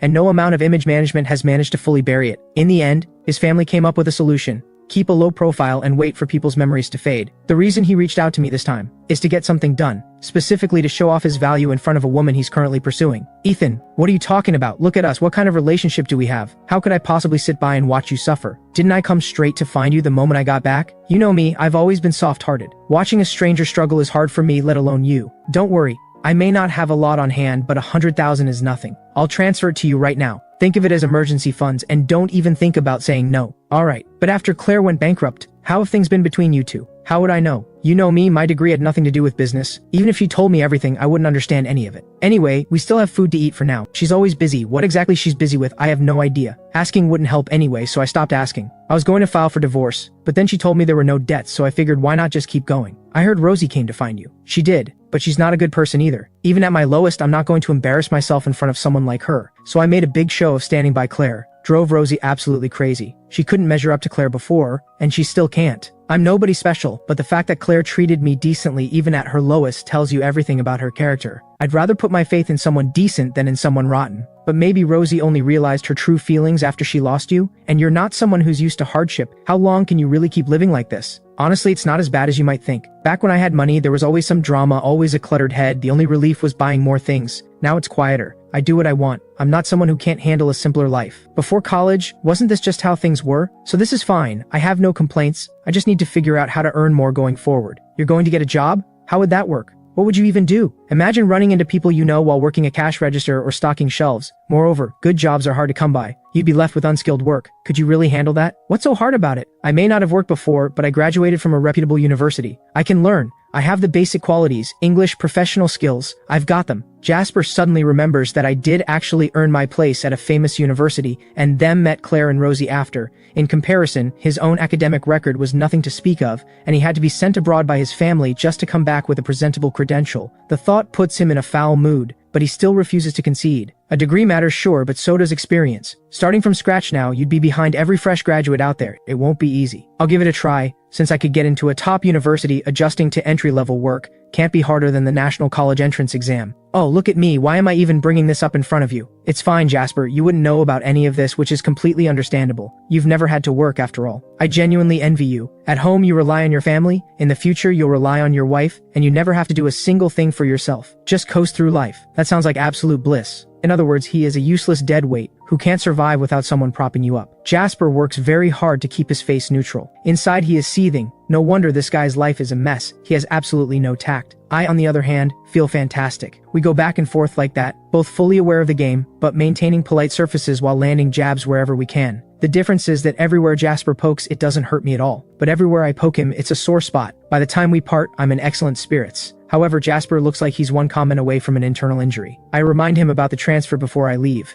knowing he'll need to use me again to do whatever it is he's planning. Jasper nods to show he understands, and then, with visible reluctance, transfers 100,000 yuan to my account. I walk away with the money and a very good mood. When I get home, Claire is sitting on the sofa with her laptop. She looks up at the sound of the door. I come in, change my shoes, swap my jacket, head to the bathroom to wash my hands. And through all of it, I'm grinning. Clearly, I'm in a great mood. You're back? Haha, I just walked out of there with 100,000 yuan for free. Pretty impressive, right? I wave my phone, which hasn't left my hand since I left, my tone dripping with a smugness I'm not even trying to hide. 100,000 from Jasper? Yep. He came in flexing his superiority and trying to fish for information. I redirected every single thing back at him. Then I played broke, heaped on the compliments, and backed him into a corner he couldn't get out of. Then I let it slip that if he didn't come through, I might just mention to mutual acquaintances how uncharitable he turned out to be. To protect his precious image, he had no choice but to cough up the cash. Claire suddenly remembers that the original Ethan used to blow money on bags without blinking. And now here's this person, this delighted over 100,000 yuan, which gives her a strange feeling. It's free money, why not take it? Getting anything out of Jasper is really not easy. Here, open your payment app, I'll transfer it to you. Think of it as Jasper paying back what he owed you from before. Take it and use it, don't worry about the household budget. Watching me hand it over so readily, Claire looks genuinely surprised. Is there something you need from me? No, there's nothing missing at home and nothing's broken. That's not what she meant, but looking at my expression, it's clear I haven't followed. And then she actually takes out her phone, opens the app, and holds it out to me. I naturally transfer the money, still barely warm from arriving in my account, to hers. As if giving it to her is the most obvious thing in the world. You're giving me money you just earned for free, doesn't that sting a little? It was always your money. The meals with Jasper back then, all paid for with your money. Now that we're tight, of course it goes back to you. I like money, sure, but I like earning my own even more. My writing income has already started coming in. With me around, you won't go hungry. Fine dining may be off the table, but plain porridge and simple sides, there'll always be enough. Well then, thank you. No need to thank me. You treated me well before, after all. Oh, by the way, I also brought back some things from the cafe, all untouched. Do you want some? Claire grew up in comfort, but she's never been someone who believes in waste, except when business calls for it. In the past, it was always just regular meals at home. The difference was that whoever cooked was very good at it. And she also had takeout containers during her school years. Yes. I honestly didn't expect her to say yes. I assumed she'd turn it down. I stumble a bit. Actually, I just remembered everything I packed is sweets. Is that alright? What's wrong with it? I go to get the bag from by the door. Opening it, it's indeed full of pastries and small cakes. Claire picks one up without ceremony and eats it. After swallowing, she gives her comment. These are better warm. You've had these before? She glances at me, unhurriedly pulls out a napkin, and wipes her hands. Grandpa used to love these. It comes back to me, old Master White had a fondness for them. Claire must have picked some up for him over the years, and he probably had her try one. I suddenly realize I've just brought up memories that might make her sad. I feel suddenly awkward. Sorry. You don't need to apologize. The past is separate from the present. There's nothing to be sorry for. Well, what do you want for dinner tonight? I'll make it. I still feel guilty. Claire was always so considerate toward the original Ethan. Moreover, since I arrived, she hasn't made things difficult for me once, and now I've gone and poked at an old wound, causing her emotional pain on top of everything she's already dealing with. That's too much. Anything is fine. I have something to take care of. I'm heading out shortly. I'll be back late. Go ahead. I'll have dinner waiting when you get back. Claire glances at me. She starts to say I don't need to wait, but then she sees the guilt still sitting on my face, and the refusal doesn't come. Alright, after Claire leaves, I think for a moment, then tidy up the apartment, do some writing, and head out to buy groceries. Around 8 o'clock, the door opens. I look up from my document. Claire is already stepping inside. I save the file. You're back. The food should still be warm. Are you hungry? Claire takes off her coat and hangs it up. The cold she carried in from outside dissolves almost immediately in the warmth of the room. She glances over and sees the food set out on the dining table, all covered to keep warm. She changes her shoes quickly. You've been waiting this whole time. You must be starving. Let me just wash my hands. I'm alright, not really hungry. I can't always make it back at a regular time. I'll let you know in advance when I won't be home. Eat when you're hungry, don't wait for me. Got it. I already know Claire isn't like other people with regular jobs, the kind who come home for dinner every day. If she's not coming back, honestly, it's a little easier for me. I can just throw something simple together for myself. Out of guilt, I've made tonight's dinner quite the spread. I even made steamed buns by hand, an impressive range, including scallion rolls, sweet-filled buns, cornbread buns, sweet potato rolls, all small and neat, each one probably gone in 2 or 3 bites. They look adorable on the plate. Claire picks up a scallion roll and finishes it in a few bites. She nods after swallowing. The buns are really good, right? I spent 3 or 4 days just figuring out the right ratios and timing. It took serious trial and error before I got them to where they are now. Scallion rolls and sweet-filled buns are my favorites. My friends always loved them too, whenever I had time to spare. I stopped mid-sentence. Oh no. I got a little too excited and almost let something slip. The skill really shows. Are those friends from university? Yeah, friends from university. We kinda lost touch after, and I haven't made steamed buns in ages. Didn't expect the skill to still be there. Fortunately, the wealthy heiress didn't read into it further. One wrong thread and the whole thing unravels. I breathe a quiet sigh of relief, completely missing the look of keen interest on the face across from me. By the way, I've been simmering the chicken soup for a good while today. Make sure you drink plenty. Okay. My chicken soup has always turned out well, and Claire genuinely enjoys it. Restaurant soups always seem to be missing something, but the soup I make has just the right balance of flavors. Claire knows it herself. It's not really about the flavor. It's the feeling of someone taking the time to make it for her. When Claire was little, her mother used to make chicken soup for her too. It never tasted particularly good, but her mother always insisted it was good for growing children, so Claire's father would make sure. She finished every last drop. After her parents died in an accident, she tried all kinds of chicken soup. The chefs, the housekeepers from the White family, all of them studied and tried. None of them could recreate it. As she got older, Claire stopped showing any particular feeling about chicken soup, and everyone forgot. Claire thinks the reason she's been so tolerant of the man in front of her probably has something to do with this. Something about him now and then reminds her of her mother. Why are you staring at me? Is there something on my face? I only then realize Claire has been staring at me this whole time. Does she not realize how much pressure that puts on a person? Or has she noticed something? Off again. You're getting dark circles. What? I get up and peer into the mirror for a long moment. There does seem to be a faint shadow forming under my eyes. So the beginning of dark circles? The thought sends a shiver down my spine. Claire had only mentioned it in passing. She clearly didn't expect me to have such a reaction. After a while, with no sign of me, she calls out, "What's wrong? Are you done eating?" The words are barely out when I sheepishly reappear, probably from staying up late to write, getting a bit worse. A few dark circles don't change anything. You're still very good looking. Hearing Claire say that so unexpectedly sends a flush creeping across my cheeks. After dinner, I get up to clear the table, and Claire stops me. "Let me do it tonight." No, I've got it. I take the dishes right out of her hands and head to the kitchen at brisk pace. Claire laughs quietly, shakes her head, and lets me go. Passing through the living room, she notices my laptop still open on the coffee table, document up, and on a whim she goes over to take a look. I come out having finished everything in the kitchen, and walk into a scene that stops me cold. Claire is sitting on the sofa with perfect posture, chin resting in one hand, reading my story with complete focus. "Don't read that!" I practically lunge across the room. Why not? It's not very good. Alright then, I won't. I'm quietly second-guessing whether I overreacted, when she pauses at her bedroom door, and says out of nowhere,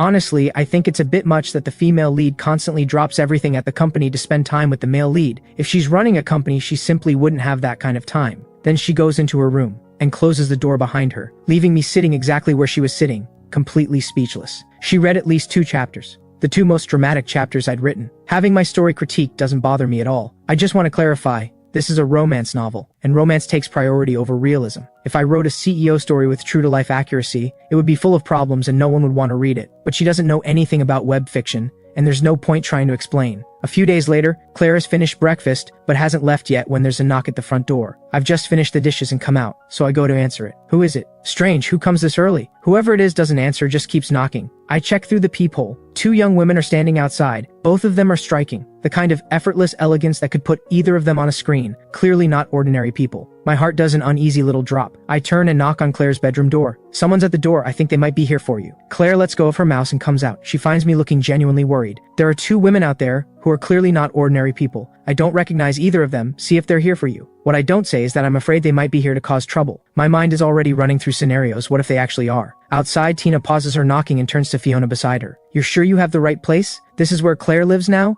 Why isn't anyone answering? What if she's out? I thought she and Ethan hadn't divorced yet. Is he not here either? Don't ask me. I told you we didn't need to come and you wouldn't listen. Claire has been always busy recently. You're perfectly fine. She's not going to drop everything just because you showed up. I still need to see her. It's been a whole year. And she's had the worst luck lately. I can't settle down until I see her with my own eyes. She pouts and stubbornly resumes knocking. No, this time she's actually banging on it. The door swings open. What are you 2 doing here? Come in. Claire, I've missed you so much. Your little sister's back. Tina cries out with delight, launches herself at Claire, throws her arms around her, then lets go. Good to have you back. As expected, Claire, you are the one Tina actually cares about. The rest of us are just extras. Get inside. I stand behind them, completely stunned. Could these 2 actually be some of Claire's closest friends? Tina bounces inside cheerfully and runs straight into my blank, bewildered face. She blinks. Her finger goes up. Why is there a man here? Wait, are you Ethan? What are you doing here? Why wouldn't I be? Claire, fine, you haven't divorced, but you're actually living together. We're not living together. Would you prefer us sleep on the street? You talk so much. Ethan and Claire are not divorced. Of course they're living together. What's strange about that? Come sit down. Tina opens her mouth, but she can't quite manage a smile in my direction, so she resorts to pretending I don't exist. She makes her way to the sofa and takes a seat. Fiona gives me a brief nod and does the same. I go to the kitchen and bring out tea for them. When I come back, all 3 women are seated, and both of the others have their eyes fixed on Claire in loaded silence, which makes me desperately want to disappear. I actually have something to take care of this morning, so I'll head out and leave you all to it. I won't be home for lunch. Got it? I head straight to my room, throw on a jacket, grab a few things and get out fast. The moment Claire said that, Tina has been staring at her with an expression of pure disbelief. The second I close the door behind me,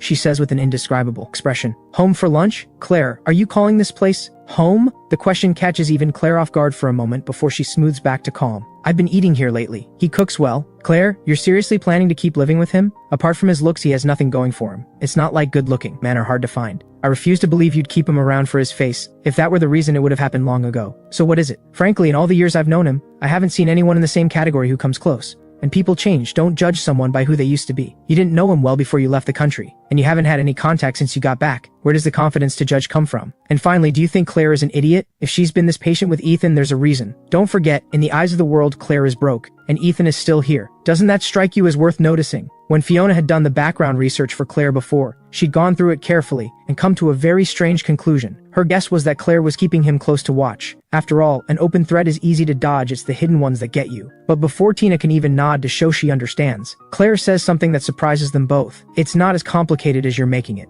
He has changed. Things are good between us now. The reason we're here is that there was nowhere else to go. These days he keeps himself occupied, earns his own money and cooks. He says it feels like the life he had before university. But then why won't he divorce you? His fresh start has nothing to do with staying married to you, does it? So why is he still here? There are other reasons, you don't need to know them. Just be civil to him going forward. He's not as bad as you think. Tina starts to push further, but Fiona cuts her off. Claire knows what she's doing. We don't need to worry. If Ethan isn't what we assumed, then we'll be polite to him from now on. Tina, I'm just saying. I know you're close with Claire. Can you please stop getting worked up every single time something involves Claire? Stop picking up bad habits from Vera, or you're going to lose your mind. I'm nothing like her. That little airhead and I are not the same. You're getting closer by the day. Remember when I told Vera not to go looking for Claire at that reception, and she went anyway? She almost caused a scene. You two are exactly the same, just in different packaging. That's completely different. I just got back, I didn't have the full picture. And you never explain things properly, always half a sentence and then nothing. I'm amazed I haven't lost my mind. My patience is truly exceptional. Tina glares at Fiona. Fiona returns it with a light, unbothered laugh, enough of that. Now that you're back, are you joining the family company? I don't want to, but my father is insisting. You both know I have absolutely no interest in the auto industry.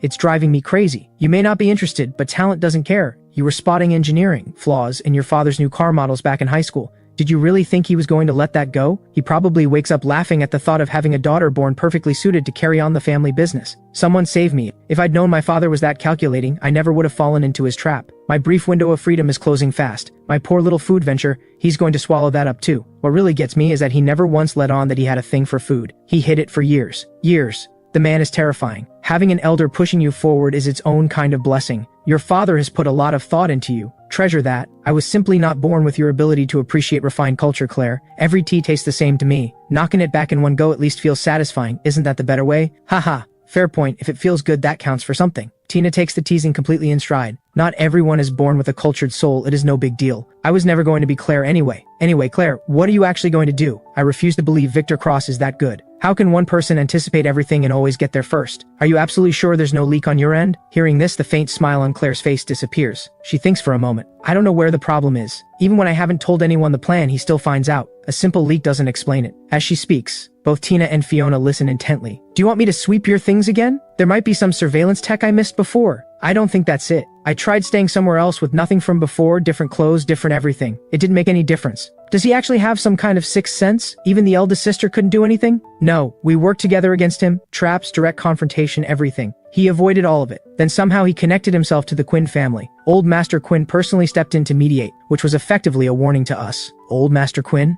How is that possible? Hasn't he been out of these younger generation squabbles for years? Victor is disgusting. If he is going to fight, just fight. Bringing in outside support is low. This isn't a schoolyard scuffle where everyone fights fair. I can't stand it. Why would Old Master Quinn help him? I've never heard of Old Master Quinn being particularly charitable. Apparently Victor's wife happened to save Old Master Quinn's life at some point, and Old Master Quinn took quite a liking to her. But why does he have to go after Claire specifically? Claire has so many industries. Even if he pushes his construction business as hard as he can, it doesn't even overlap with most of what she does. Claire looks at the two of them, both visibly troubled, and suddenly smiles. Alright, isn't things actually better now? Stop worrying. Now that I have nothing, I can finally see what he actually wants. With nothing to my name, I can finally find out whether he's specifically targeting me, or simply looking to absorb assets and further his own ambitions. So Claire, are you planning to focus entirely on the tech sector going forward? The investment required is enormous. There's no telling when it'll pay off. Tech is the best industry for the future. I've wanted to restructure and upgrade for a long time. Before, I had to account for dragging the rest of the White family along. They are simply a group of leeches. Now that burden is gone. It's actually easier this way. Even if it did indirectly let you shed a burden, you still suffered real losses. That's undeniable. Once I take over the family business, I'll go after him for you. I refuse to believe he can foresee every single move. Don't make things more complicated. After you take over the family business, you'll need time just to learn the ropes. By the time you're ready, Claire will have already rebuilt. Just focus on your own lane. Claire has more sense than either of us. And if it comes to it, we're still here. After all these years of running nonstop, I finally get to breathe. What's the rush? Claire, how are you not even a little bit anxious? When has Claire ever been anxious? Fair point, I've never actually seen her panic. Alright then Claire, just call me whenever you need anything, I'll be there. The three of them talk a while longer, then leave together. I come back in the afternoon to an empty apartment. I let out a breath of relief. Claire's friends are formidable, every single one of them, and they made their dislike of me perfectly clear. That kind of atmosphere is genuinely exhausting. I said I had something to deal with, I didn't. It was just an excuse to leave, and once I was out, I had nowhere to actually go. So I ended up at an internet cafe and wrote. The girl playing games next to me kept glancing over. She kept losing, over and over. By the time she finally worked up the nerve to strike up a conversation with me, I'd already moved to a different computer. However, I chose a new seat. The same thing happened. The girl next to my seat drifted over and tried to chat, asking what brought me here to write of all places, as if hoping to absorb some kind of positive energy from me. I had absolutely no idea what to do with that. Back home, I finally feel like I can relax. I change clothes, stretch out properly, and bounce my way onto the sofa. A thought crosses my mind. A shower sounds good. I check Claire's message on my phone. She won't be back until late tonight. So I make a beeline for the bathroom and take a long, satisfying hot shower. I towel dry my hair first, then brew some lemon tea and pull out the snacks I bought earlier. I sink happily into the sofa, think for a moment, and I decide, no writing tonight. I open the laptop, find the film I've been meaning to watch, and settle in with genuine contentment. As it plays, I alternate between grabbing handfuls of snacks and sipping my tea. There is no greater pleasure in life than having nothing pressing to do. Showered, hair dried, snacks in hand, film on screen. This is genuinely the most at ease I've felt since arriving in this world. As the film builds toward its climax, I'm completely absorbed. I've forgotten where I am entirely. Right as a door slams open on screen, a very real door opens behind me. The sound editor would be in trouble for this one. The timing is terrible. Did you not eat lunch? Claire's voice suddenly comes from the doorway. I flinch so hard. The crisps in my hand scatter across my folded legs. I look up to find Claire standing there with a slight frown. She's a few steps away, head tilted slightly, eyes fixed on me. No, on my now empty hands. From her perspective, a man a few steps away, eyes wide, frozen like a startled small animal, for example, a koala, she thinks. You weren't supposed to be back until late tonight. I finally find my voice, embarrassment written all over my face, the words coming out with an unmistakable note of accusation. Claire steps into her slippers and comes inside. She looks away as she speaks. I finished early. Tina wanted us to come see her company, but her father called her in suddenly, so she had to go deal with that first. The company visit also got shelved. After all, it's not going anywhere.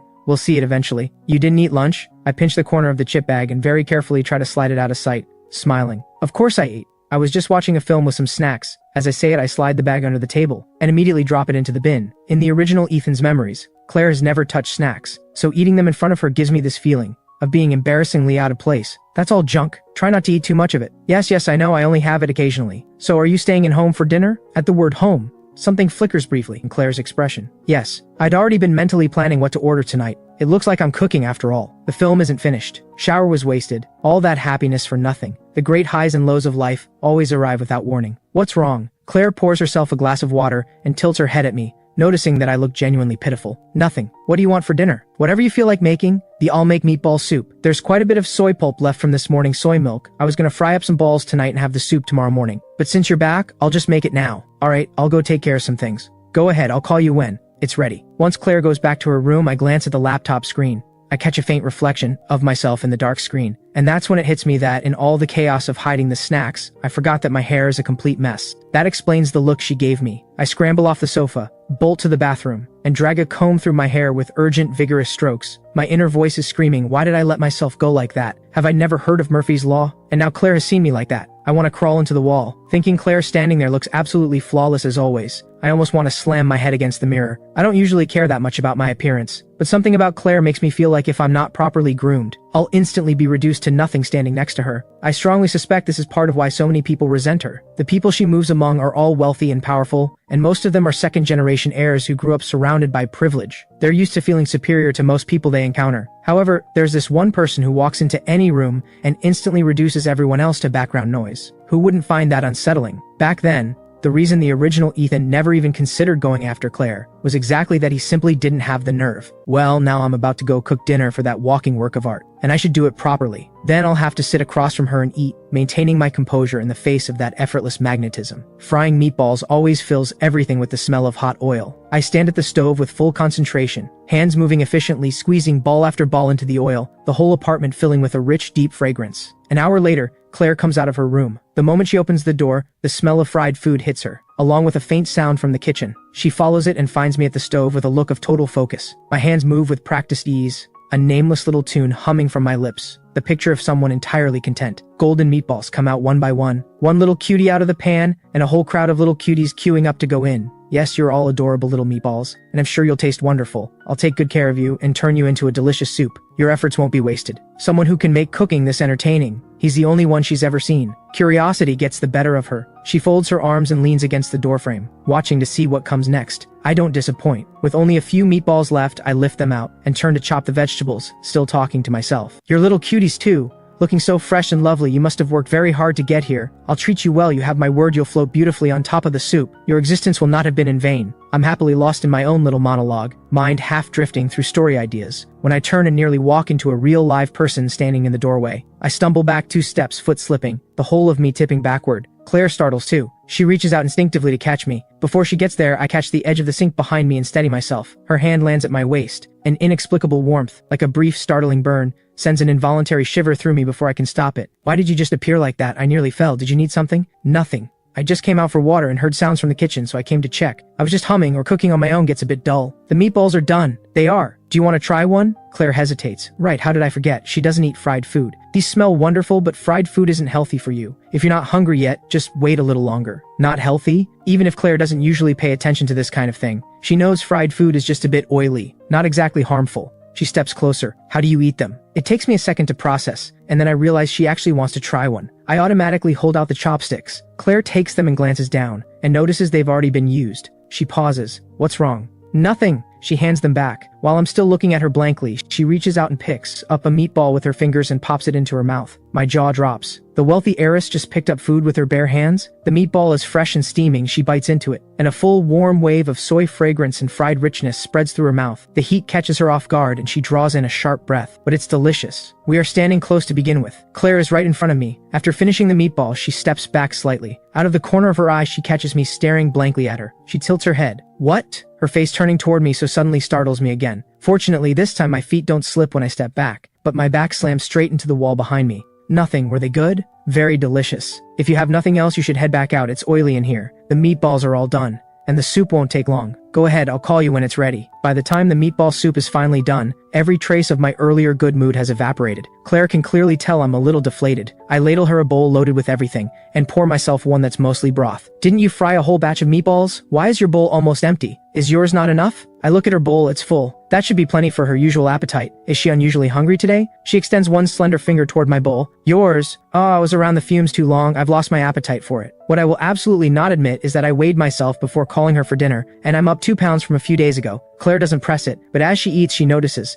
that I keep drifting off, staring at her bowl with an expression that unmistakably says, I really want some. Combined with my habit of weighing myself before meals, it clicks for her. You ate too many snacks today. Not a question, a statement of fact. I feel like someone just stabbed me in the heart. I deny it anyway. No, I didn't. Claire says nothing, just glances at me. Fine, I did have some snacks, but it was only a bowl of jelly, a box of biscuits, a small bag of popcorn, and half a bag of crisps. Saying it out loud, that does sound like a lot, but surely all of that together doesn't weigh 2 pounds. Snacks are full of additives. You really should cut back. If you're craving something, go out and have the real thing.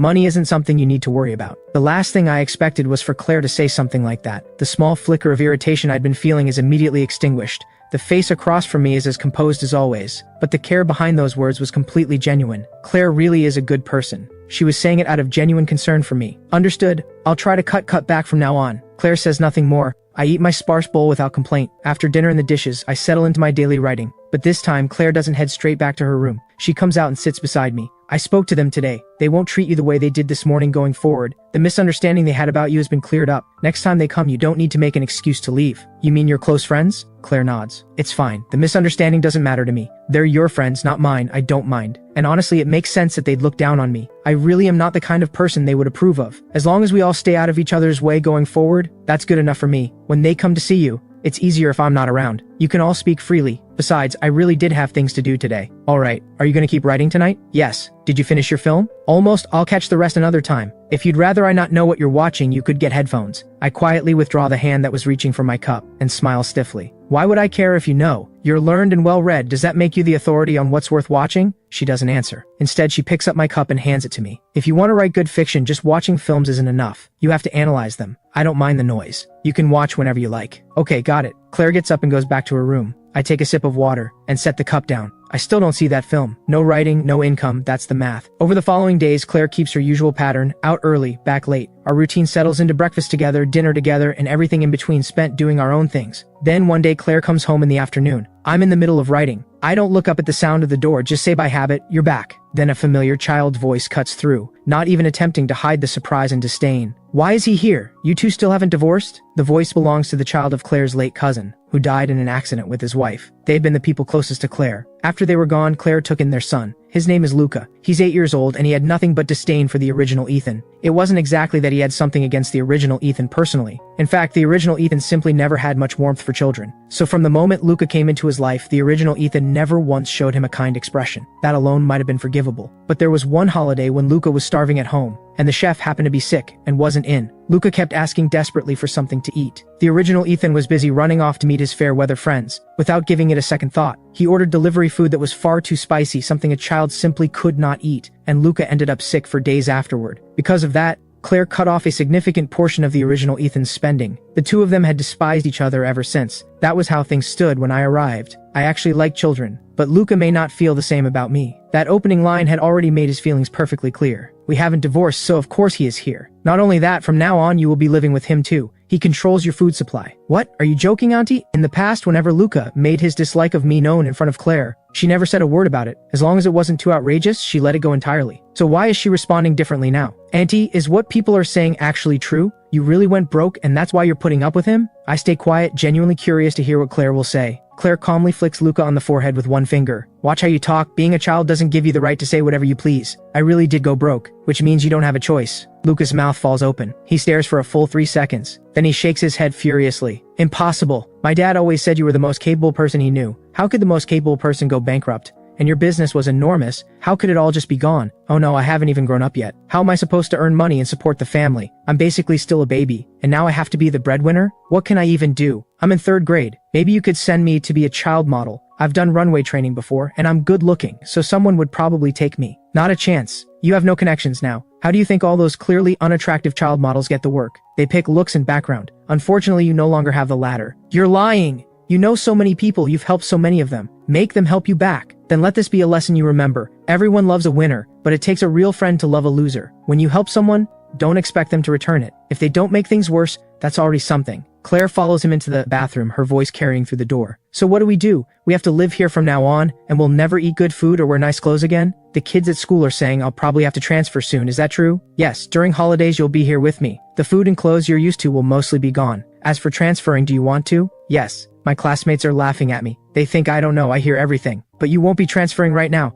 There is still 1 semester of tuition already paid. Afterward, Claire comes out with Luca and they sit on the sofa. I've been pretending to write this whole time, but I can't keep ignoring them. I quietly take out some tangerines and put them on the table in front of them. There is no other fruit in the house right now, this'll have to do, but they're all talking about me, it's awful. When you don't have power behind you, being talked about, even mocked, is just something that happens. But even when you're successful, and in a position of power, people will still talk and still laugh, and it'll be worse than now. If you become strong enough, they'll just make sure to do it where you can't hear. As she speaks, Claire peels a tangerine for Luca. You haven't greeted anyone yet. As Luca reaches for the tangerine, Claire tilts her head slightly toward me. Luca follows her gaze and looks over at me. His mouth opens, then stops. He hesitates, then asks Claire, what am I even supposed to call him?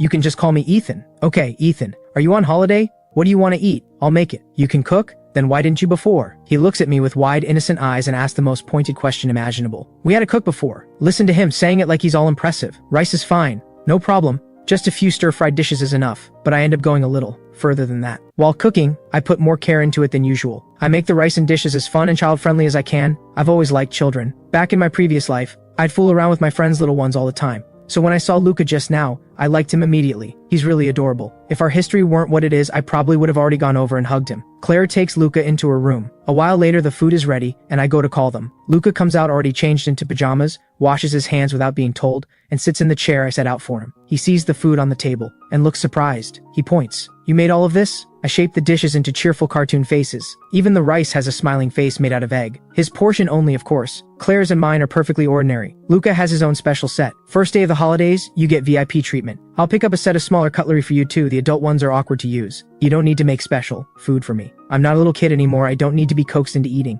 I eat normal food at school. I'm in 3rd grade. Even if you were in university, you'd still be a little kid to us. Besides, what I make is my call. You only get to decide whether to eat it. If you don't eat it, next time I'll make whatever you hate most. We're broke now, so if you don't eat what's in front of you, don't expect pocket money to buy something else. You'll just go hungry. You're so... What do you say when someone does something kind for you? Luca presses his lips together, then says politely, thank you, Ethan. I can't help ruffling his hair. Don't mention it. Luca clearly enjoyed it. He just insists on pretending he didn't. Such a little tsundere, but even that little act of his is adorable. You don't need to make him a separate dish going forward. Children from the White family aren't that delicate about food. Luca nods vigorously, declaring himself exactly that kind of child, and covers his head protectively at the same time. Whether he's delicate is his business, whether I choose to spoil him is mine. Luca, are you really so fragile that a cartoon face on your rice is going to ruin your character? Of course not. A bit of nice food isn't going to make me soft. Then I'll have to ask Luca to bear with my little indulgences. After all, I have no resistance to cute kids. And now that there is actually a child in the house, I finally have a reason to try making kids meals.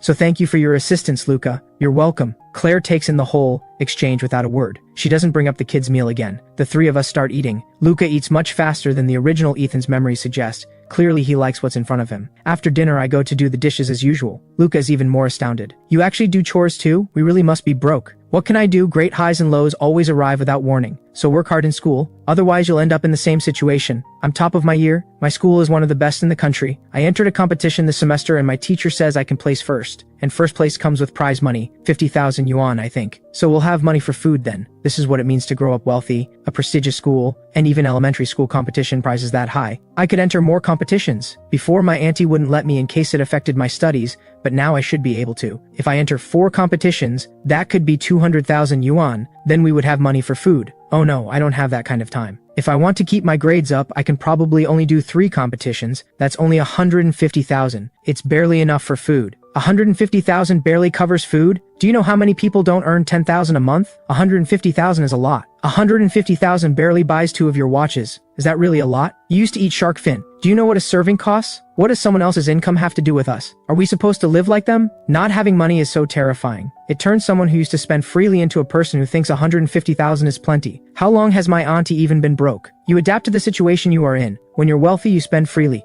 When you're not, you live carefully. Even if you did win 150,000, you can't spend it all on food. Our standard of living has dropped. Of course the food follows. But even if it's home cooking every single day, you won't be malnourished. I promise. Just then, Claire walks over with a glass of water and glances at Luca. Time for homework. Okay, I'm going. He turns so his back is to Claire and mouths "shat me," then heads into Claire's room. Where does he sleep at night? With you? Yes, I'll look into finding a bigger place to rent. She'd originally planned to have Luca join some program during the holidays, but he refused to go, so she brought him back. I choose my words carefully. About buying a house, have you given it any more thought? I've sold more watches recently, and some more clothes too. The down payment is definitely doable. We'll see. Well, since Luca will be here during holidays, we should look at 3-bedroom options. I have writing income now. I can handle the mortgage payments. Money isn't an issue. I'm worried Claire will stress about the cost and insist on something smaller than we need. After that, we have nothing more to say to each other, and we go back to our own things. Having a child in the apartment makes everything feel suddenly more alive, especially since Luca is not a shy child. Claire is out during the day, so it's just Luca and me. At first, we each keep to ourselves, but eventually boredom wins out. So Luca starts talking to me whenever he comes out to stretch his legs. He's a child after all. Sensible as he is, he can only sit still for so long once he realizes I am genuinely different from who I used to be, and that I actually treat him well. He stops being quite so distant. Why don't you divorce my auntie? She is really broke.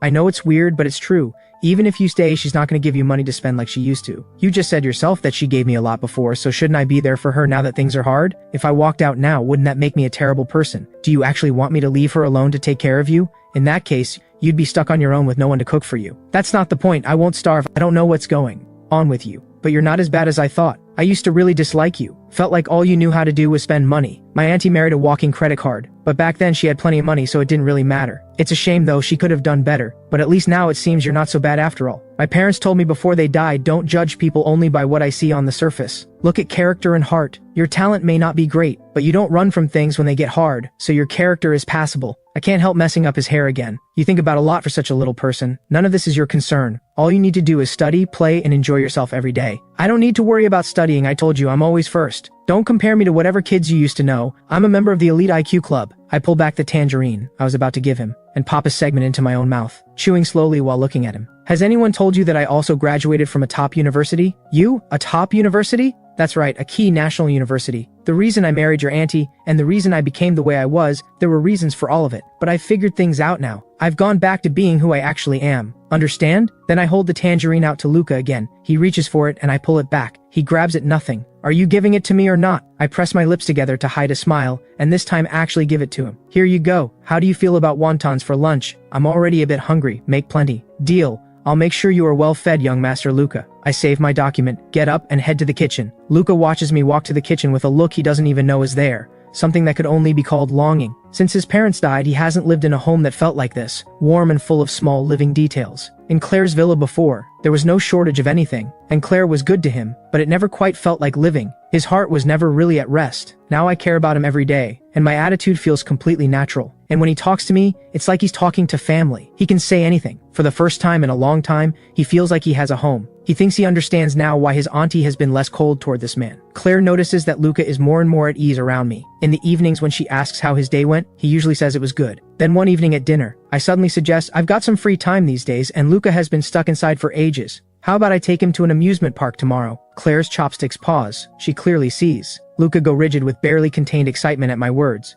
And she realizes Luca has been back for 5 days and hasn't gone outside once. All right, I'll rearrange tomorrow's schedule. I open my mouth and close it again. There's nothing I can say. I'd actually been planning to take Luca by myself, but now that Claire has said she is coming, I can hardly object. Luca, on the other hand, lights up instantly. His eyes shine with undisguised delight. He turns to me with the biggest smile he has ever given me. Thank you, Ethan. Thank you too, Auntie. If you're busy, Auntie, Ethan and I can go without you. I completely forgot that amusement parks are packed on weekends. I never went to one in my previous life. It was only seeing Luca being so well behaved while stuck inside, and then writing a scene set at an amusement park, that the idea even crossed my mind. Luca's parents died when he was 6, Claire wouldn't think to take him somewhere like that. I just can't stop feeling for the little guy. The next morning, Luca wakes up very early. He opens his eyes, turns to check outside. The sky outside is not fully light yet. Then he glances at the little alarm clock, that is his alone. Not yet 6. Claire usually gets up at 6 and wakes him then. He lies still, not daring to move too much in case he disturbs her. Luca thinks that sharing a room here is better than having an entire large bedroom all to himself in the villa. This is the first time he and Claire have been this close. He does feel close to her, but not to the point of no distance at all. Since coming here and living this way, he sometimes gets the feeling he's still living with his parents. He knows it's an illusion, he likes it anyway. "You're awake?" Luca startles, and turns to find Claire already sitting up looking at him. Her face has its usual lack of expression, but she's just woken up. There's a drowsy softness to her that makes her seem gentler somehow. "Yeah, just now." He scrambles up quickly on his own, grabs his clothes and starts pulling them on. Claire makes no move to help, for children from the White family learn to be independent early.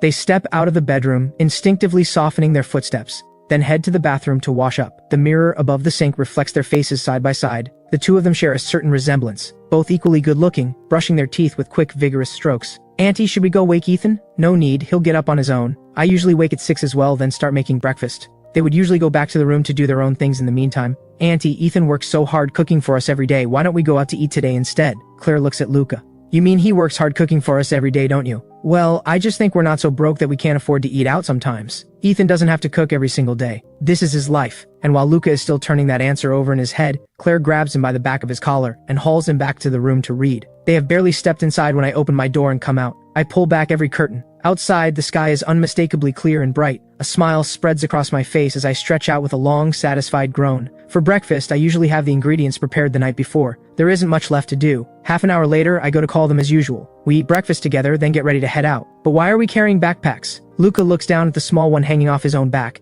then at the large one on mine, genuinely puzzled. "Did you forget we're broke? Everything inside the amusement park is overpriced. It's all the same stuff you can buy anywhere. Of course it's more sensible to bring it from outside. Don't worry, yours only has the lighter snacks in it. You won't get tired from carrying it. But how much more expensive can the snacks really be inside the park? No matter how much the price goes up, there is a limit. It's just snacks. How much more could they possibly charge?" I unzip his backpack and pull out a bag of crackers. "I bought these crackers at the supermarket for 10 yuan. Go check what they sell for inside the park later and see for yourself." "Fine, I'll look." He sounds dismissive, but he turns around obediently all the same and lets me pack the snacks back into his bag. The three of us finally set off. Claire drives us there. On the way, with nothing better to do, I decide to tell Luca a story. My own web fiction is obviously out of the question for a third grader, so after thinking it over, I settle on a fairy tale. I go with Cinderella, a classic story and not a particularly long one. By the time I finish, barely 10 minutes have passed. Luca appears to have listened attentively all the way through and very generously offers his verdict. "Your pronunciation is pretty good, Ethan." I don't know whether to laugh or groan. "Did you actually listen to the story?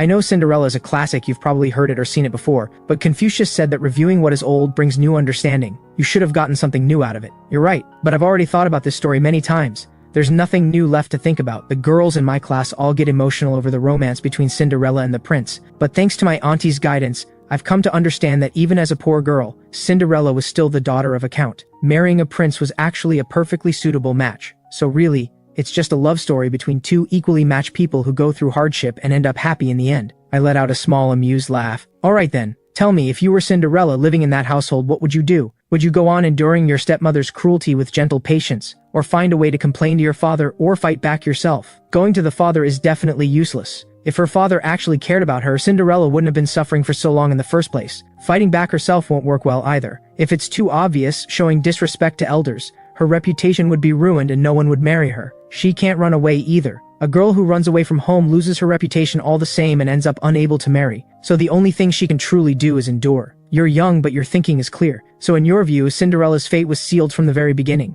"Of course not. Even though enduring seems like the only thing she can do, there is actually quite a lot she could do. Take reputation, for example. Treating elders badly is wrong, but a stepmother treating her stepdaughter that badly is equally wrong. And the stepmother has two daughters of her own to think about. She had better consider whether her own daughters will find anyone to marry if her reputation suffers." From the driver's seat, Claire glances at the two of us in the rearview mirror. At Luca's words, she gives the smallest, barely perceptible nod. I'm genuinely startled by the logic coming out of this 8-year-old boy. "So what are you saying?" Luca continues, just as calmly and methodically as before. Before long, the car pulls into the car park and comes smoothly to a stop. Luca is the first one out, leaping from the car, his excitement impossible to contain. I quickly get out and grab his hand, and give him careful instructions. "This place is always crowded, and today it's especially packed. You're so cute, exactly the type that child traffickers love most. So you must hold either my hand or your aunt's at all times and stay close to us. If anything feels wrong, shout. Understood? Don't worry, Ethan, I'm not naive. I'll stay close to you and Auntie the whole time. I know I'm a child, I'm not as strong as an adult. If someone tried to carry me off, struggling wouldn't help. Our teacher told us all about it, so I won't go wandering off. Fair enough. The kid knows what he's doing. As adults, we can rest a little easier. Then the three of us make our way to the entrance together. Since I bought the tickets in advance, we just need to go and print them. Compared to the long line of people snaking away from the ticket counter, we have it considerably easier. Once we're through the gates, it is bustling and lively inside. Claire and I are the kind of people who attract attention just by standing in a crowd. And sure enough, when we walks in, we draw eyes from all directions. Some people look like they want to come over and talk, but the moment they notice Luca being held by each of our hands, they think better of it and stop. Look at that young couple over there with the kid, they're absolutely stunning. At first glance, I thought they were celebrities. What a shame they're both taken. Otherwise, I might have gone over to say something. I just want to know, do all the good-looking men go for beautiful women? So someone like me who isn't particularly pretty just can't find a handsome guy? It hurts. Are you seriously still on about that? All I want to say is that the little boy they have with them is absolutely adorable, and he looks so well-mannered too. I hope I can have a son like that someday. Honey, wake up. Neither you nor your husband are anywhere near that level of good looking. You're still hoping for a child with those looks? I desperately want to laugh listening to them. But it's a shame Luca isn't actually my child, or I'd be laughing even harder. Ethan, what should we go on first? Depends on what you want to do. I think the roller coaster and the bumper cars both sound fun. Are you interested in either of those? I've never been to an amusement park myself, so the only rides I actually know about are a handful. Luca hesitates for a moment, glances at the roller coaster track in the distance, then makes up his mind. Let's go on the roller coaster first then. Alright, roller coaster first, bumper cars after. There is quite a crowd at the roller coaster, either adults with children or couples. Without waiting for Claire, I head over on my own initiative and join the back of the queue. Waving to Luca and Claire, I'll queue up here. If you get tired, go rest on the side. The people around us exchange glances. A woman nearby is practically green with envy as she says to her boyfriend, a guy that good looking is actually willing to queue up and let his wife and child go rest on the side. That is just unbearably enviable. What's the matter? Do you have a problem with how things are right now? All you see is a handsome man queuing, but you're not looking at how beautiful his wife is, and everything she's wearing is designer. 50,000 yuan at minimum, head to toe. If you had that kind of money, you could hire someone to queue for you too. That guy is either not very bright, or he's low on the totem pole at home. If I had his looks, I would never end up with a woman who doesn't love me like that. The man had carelessly let his true thoughts slip out, and earned himself a sharp kick to the leg from his girlfriend. What did you just say? Go ahead and say it again, I dare you. No, I was just talking nonsense, it was a joke. Someone with a character as good as yours could never do something so tasteless. Luca tugs at Claire's sleeve. He had caught every word and he refuses to believe his aunt didn't. Is it really okay to make Ethan queue by himself? Hasn't your teacher told you about gender equality? He queues for this one. After that, we each take turns, including you. Luca breathes a sigh of relief. So it isn't about squeezing Ethan for his labor. He used to dislike Ethan, but that has changed now. If it were the original Ethan, Luca wouldn't have cared less how Claire treated him. But this Ethan, if Claire were to be hard on him, Luca would actually feel bad about it. The Ethan of today is a genuinely good person. The women standing nearby, some married, some not, drift into a conversation about something entirely unrelated. Luca has no interest in listening to them ramble on,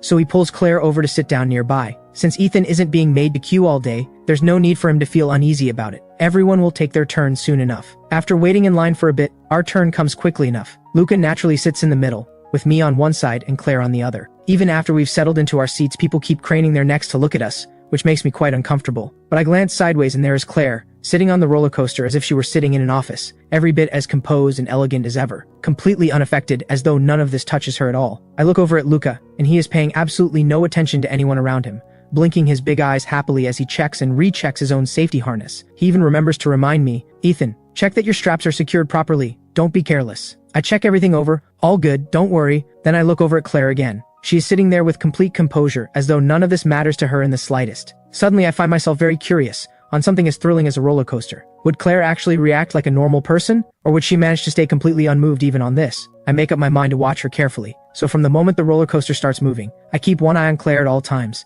At first the roller coaster moves slowly, climbing the track bit by bit. As the highest point comes into view, my heart climbs right along with it. The moment of truth is approaching. In the split second before it reaches the very top, Claire finally condescends to part her hands and grip the safety bar. But her expression does not change in the slightest. She continues looking straight ahead, exactly as before. The next second, the car plunges down from the peak, faster and faster. My tolerance turns out to be decent enough, not to the point of being unbearable. Luca is nothing but excited from start to finish, not a trace of fear. All around us, screams ring out, some thrilled, some terrified. Claire alone remains completely calm, even as the wind whips her hair into disarray. Her only reaction is a slight furrow of her brow, nothing more. As if she were not on a roller coaster at all. I feel the wind slamming into my face.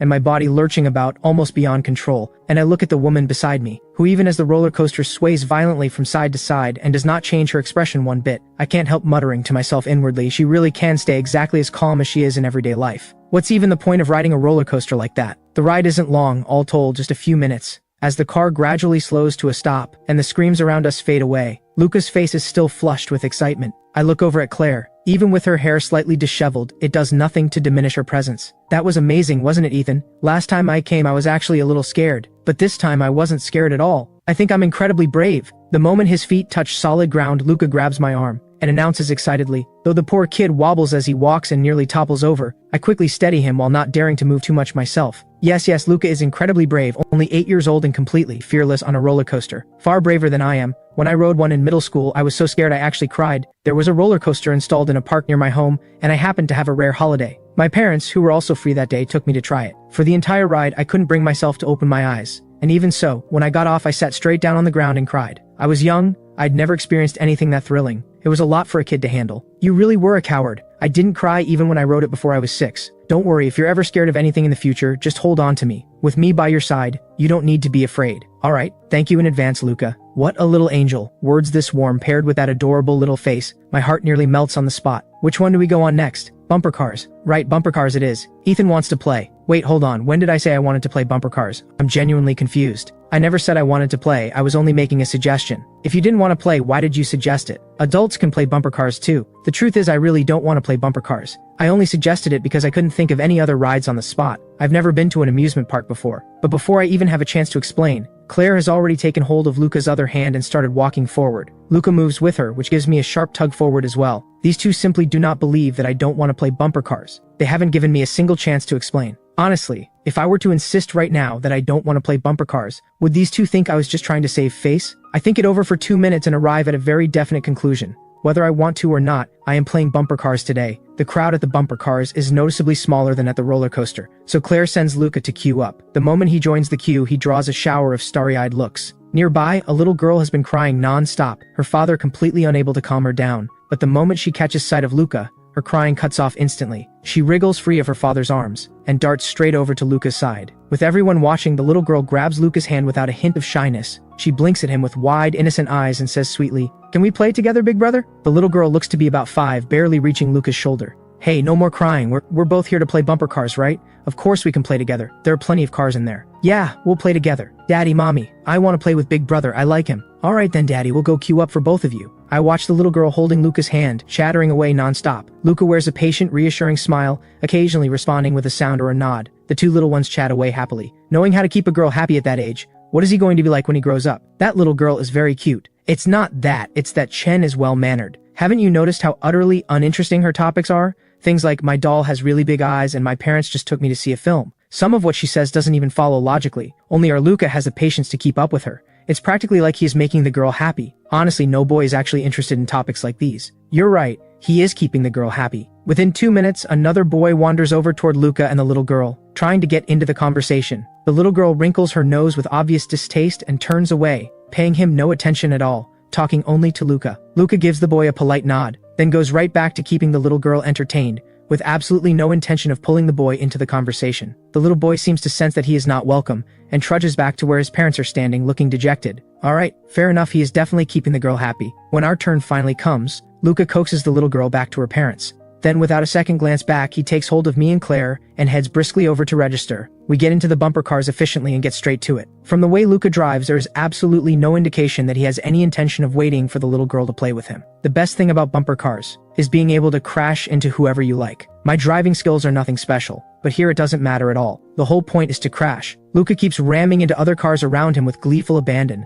noticing how beautiful Claire is. Some people deliberately aim for her car and try to talk to her as they do it, but Claire drives her bumper car as though she is practicing her driving technique, perfectly evading every car around her every single time, not giving anyone the slightest chance to make contact. I watch in silent amazement. Once Claire realizes people are deliberately targeting her, she starts actively trying to avoid them. The people trying to crash into her can't even graze her bumper, while Claire sends all of them spinning off in disarray, so they redirect their efforts toward me and Luca. In the end, Claire deliberately creates an opening to draw them away from us. At last, the bumper car session comes to an end. I drive my car over to the collection point the moment the attendant calls us, stepping out without a shred of reluctance. I never want to play bumper cars again for the rest of my life. Luca gets out fuming as well, and the moment he is off he grabs me and starts venting. Those people are absolutely shameless, we don't even know them, and they kept targeting us non-stop. And not just light taps either, they were really going for it. My head is still aching from the hits. I was actually trying to come rescue you at one point, but I got knocked sideways by them before I could. And then a whole bunch of smaller kids started charging at me from behind. The more I got hit, the more I got pushed off course. I'm absolutely furious.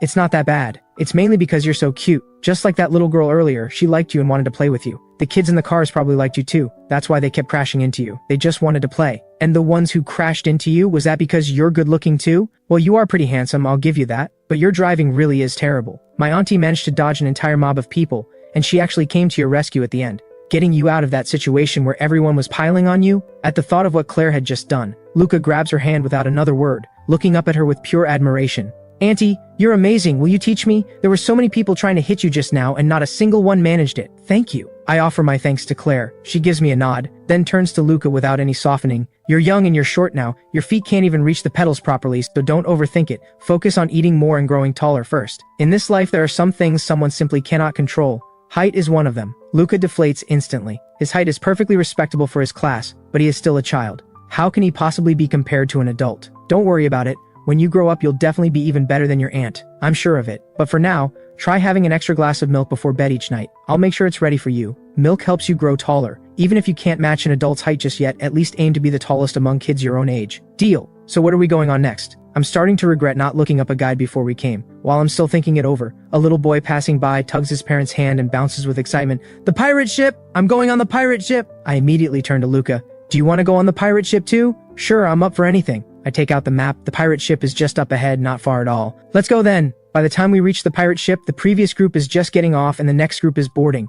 We've timed it perfectly, though given our position in the queue, we end up with seats right at the edge, which means the swinging will almost certainly be more intense for us. Luca is beside himself with excitement as always, and Claire is composed as always. My heart is starting to feel uneasy. I have never been on one of these things. In television dramas, whenever the main character gets one, they always come off completely sick and green in the face. I may only be a minor character in this world, but motion sickness doesn't discriminate. Ethan, why are you gripping my hand so tight? It kind of hurts. Oh, sorry, I'm just a little excited. I'm too embarrassed to admit I'm nervous, so I just say I'm excited. When I let go and look, Luca's hand has gone slightly red. My heart sinks immediately. Are you alright? Does it hurt much? I'm fine, it's nothing, but you really don't need to be that excited. Switch places with him, Claire suddenly says. Luca and I both look up, puzzled. Why? To balance the weight. Luca and I both look toward the pirate ship. The other passengers are all seated on the left side, with adults on the right and children in the middle. At a glance, the weight distribution does look noticeably uneven compared to the right side. Alright then. Luca stands up and we swap places. Now I am in the middle, with Luca on my right and Claire on my left. I have barely finished securing my harness, when Claire takes hold of my left hand,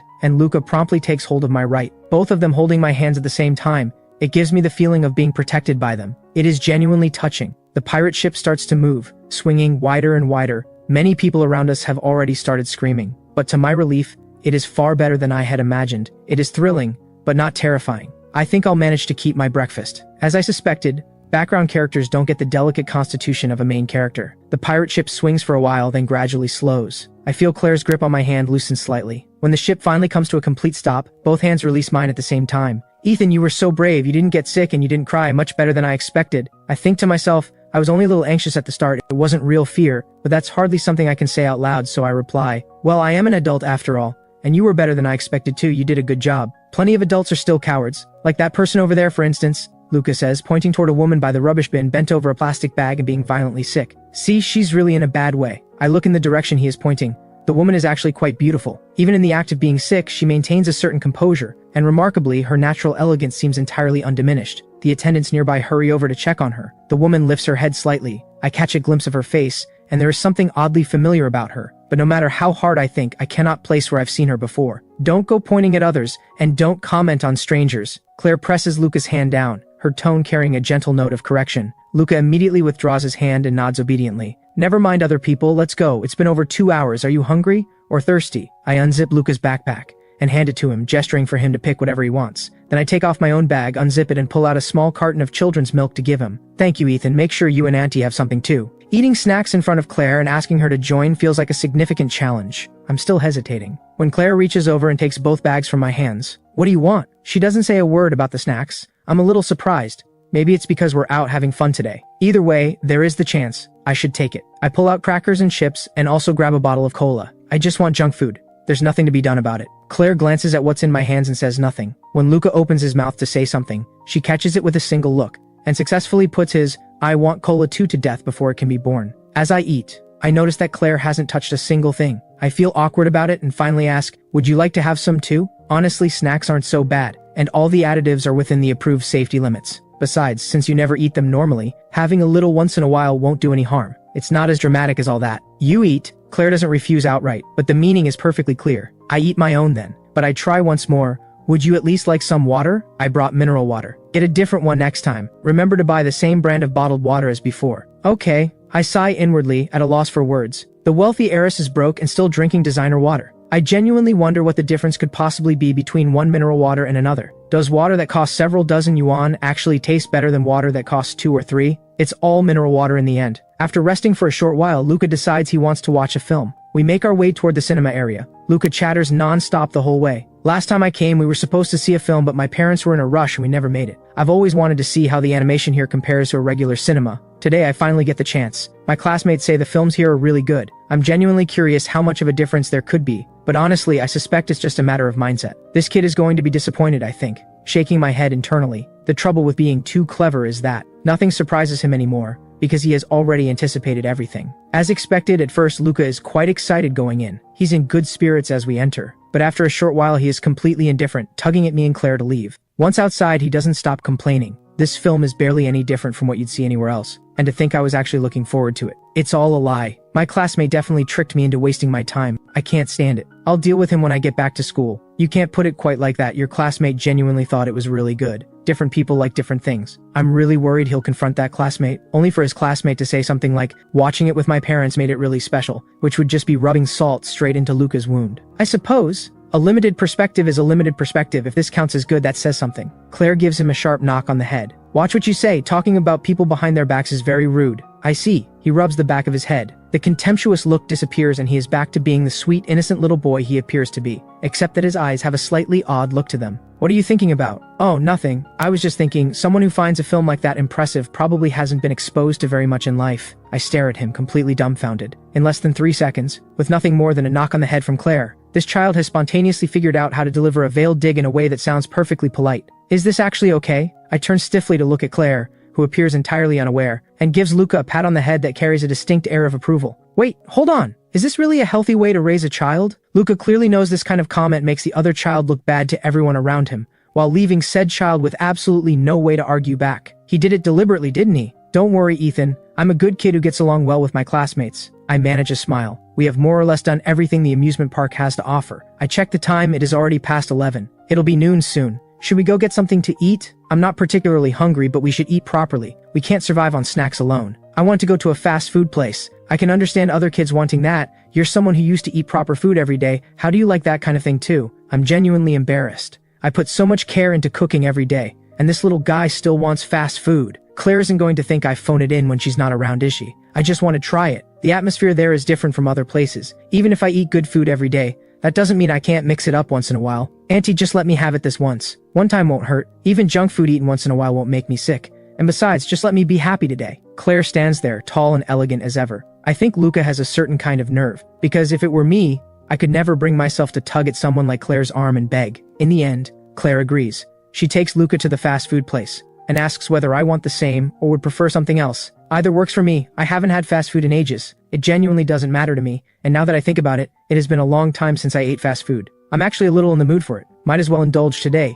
together with Luca. Speaking of which, I had almost forgotten. I had made a deal with Luca earlier. "Luca, weren't you going to go check the prices inside?" "Oh, right." He remembers. We really had agreed to that before we left. He immediately lets go of our hands and runs over to one of the nearby shops. I follow quickly, too many people around to let him go alone. When Luca comes back out of the shop, his face is written over with shock and disbelief. The price of a single drink is literally double? That is outrageous. That defies all logic. It's not illogical, it's just how it works. Tourist attractions are even worse. A roasted corn cob that costs 4 yuan anywhere else can go for 10 yuan at a tourist spot. Why? Because it's a one-time transaction. Tourists come, they spend, they leave. They're not coming back for a second visit. And most of the people who end up buying food there are those who didn't bring anything with them. When you're hungry enough, you stop caring about the price. Moreover, you can afford it, so you just buy it. And there's the cost factor. Oh yes, and the cost factor your aunt mentioned. The corn itself isn't expensive, and even roasting it doesn't add much. But to bring the corn inside, vendors have to pay extra fees to the management of the attraction. Those fees get passed on to the visitors, which is why the price ends up so high. So the one making the most money must be the owner of the attraction. After all, they just have to build the place, hire some people to manage it, and the money comes in. And with the ticket prices, on top of that, it adds up to quite a lot. This is what comes of growing up surrounded by business. The speed of that thinking is hard not to admire. When I think back to being Luca's age, I was probably just playing around without a care in the world. But then you have to think about how to get the government to grant you the land in the first place, and how to raise enough money to actually build the attraction. And then there's finding the right people to manage it, and maintaining it afterward. All of that needs to be thought through carefully. That is a bit complicated, but that's fine, I'm still young. By the time I grow up, I'll definitely have figured it all out. I'll find a way then. If only it were that simple. I shake my head inwardly. Claire had only said it offhandedly, to help Luca understand that things aren't as straightforward as they seem. When it actually comes to doing it, the difficulties would be unimaginable. Even someone as capable as Claire has failed. Does that mean she didn't understand the principles? Clearly, knowing how something works doesn't necessarily mean you can make it work. There are too many external factors. Most of the time, it simply isn't up to you. Things like the inexplicable luck that seems to follow main characters. Forces that lie entirely outside the realm of reason. Back home, everything returns to its normal rhythm. My life is very structured. I get up on time and make meals, tidy up the apartment, then sit down to write. After lunch, once everything is cleared up, I take a nap. I wake up in the afternoon and get back to writing, occasionally doing research or preparing design sketches for future freelance work. Evenings are the same. After dinner, I do some writing with the occasional browse through other websites. Sometimes I watch a drama to wind down. Beyond that, I make sure to set aside time for laundry and cleaning, regular grocery runs, and of course keeping up with exercise to stay in shape. When Luca needs it, I take him out from time to time, to the museum, or the library, places like that to pass the time. Claire is busy almost every day. What she's busy with, I have no idea. She only appears at breakfast and dinner. In the evening, she checks in on what Luca has been doing throughout the day. She hasn't said anything about me taking him out, so I take it as her tacit acceptance of how things are. But peaceful as things are, there are still matters that need to be resolved. So one morning at breakfast, I bring up the housing question again. Luca looks over at Claire. Bedtime has been a source of quiet suffering for him. When sharing a bed with Claire, he doesn't dare move around. He really does want a room of his own where he can toss and turn to his heart's content at night. I've already found a house. We can move in next week. As for buying a house, there's a development that looks promising going on sale the week after. We can go and take a look then. Claire gives her answer. I finally feel a wave of relief. She hasn't forgotten about my situation after all. The following week, Claire does indeed tell me to start getting things together. It is time to move. Auntie, so I'll have my own room now? I want a bookshelf. The bed doesn't have to be big, just enough to sleep on. While waiting for the moving van, Luca's mouth doesn't stop for a second. Yes, I knew you were the best, Auntie. Ethan, we're moving to a bigger place. Are you happy? After that, since we are moving, the three of us, Luca, Claire and I, start sorting through what needs to be packed. Of course I'm happy. Why wouldn't I be? But if I'm honest, I don't feel much either way. It's not my place regardless. So where I live doesn't make much difference to me. Growing up, I lived in a 2-bedroom apartment. As an only child, quietly and consistently spoiled by my parents without making a show of it. So I've never had any particular longing for a bigger place. If a person has never been without love, has never known real financial hardship, and isn't the type to be fiercely driven, they tend not to have any burning desire for material things. That's exactly what I am. Someone who on the surface seems ordinary, but who has in reality always lived a genuinely happy life. If I'm being completely honest, I actually find small apartments cozy and easy to manage. But coziness is one thing, and the practical reality is another. After all, I can't have Luca sharing a room with Claire indefinitely. I'm happy too. I'm going to earn money and buy so many books. There's not even a proper study here. I've been dying for ages. It turns out this is Luca's deepest grievance. The apartment is too small to fit anything, and since it's a rental, Claire hasn't been able to give him his own study like he had in the villa. In his free time, he has had nothing to do but watch childish cartoons, and he has nearly bored himself to death. But I've been seeing you watch cartoons all along. So you actually love reading? I only watch them because I had absolutely nothing else to do. I don't actually enjoy cartoons that childish, but the other students in my class do, and Auntie told me that a person can be clever, but when your position doesn't yet allow for it, you must never distance yourself too far from the people around you. Otherwise, when something happens, people will shut you out. Wow, Claire is really something else. Luca is still so young and she is already teaching him things this profound. What else did I say? Auntie, you also said to treat everything as though it is simply the natural way of things. Just now, I shouldn't have implied that another classmate was stupid just because I think I'm smarter. Even if that's what I think, I should convince myself that my classmates are all perfectly fine. If there were tea in my mouth right now,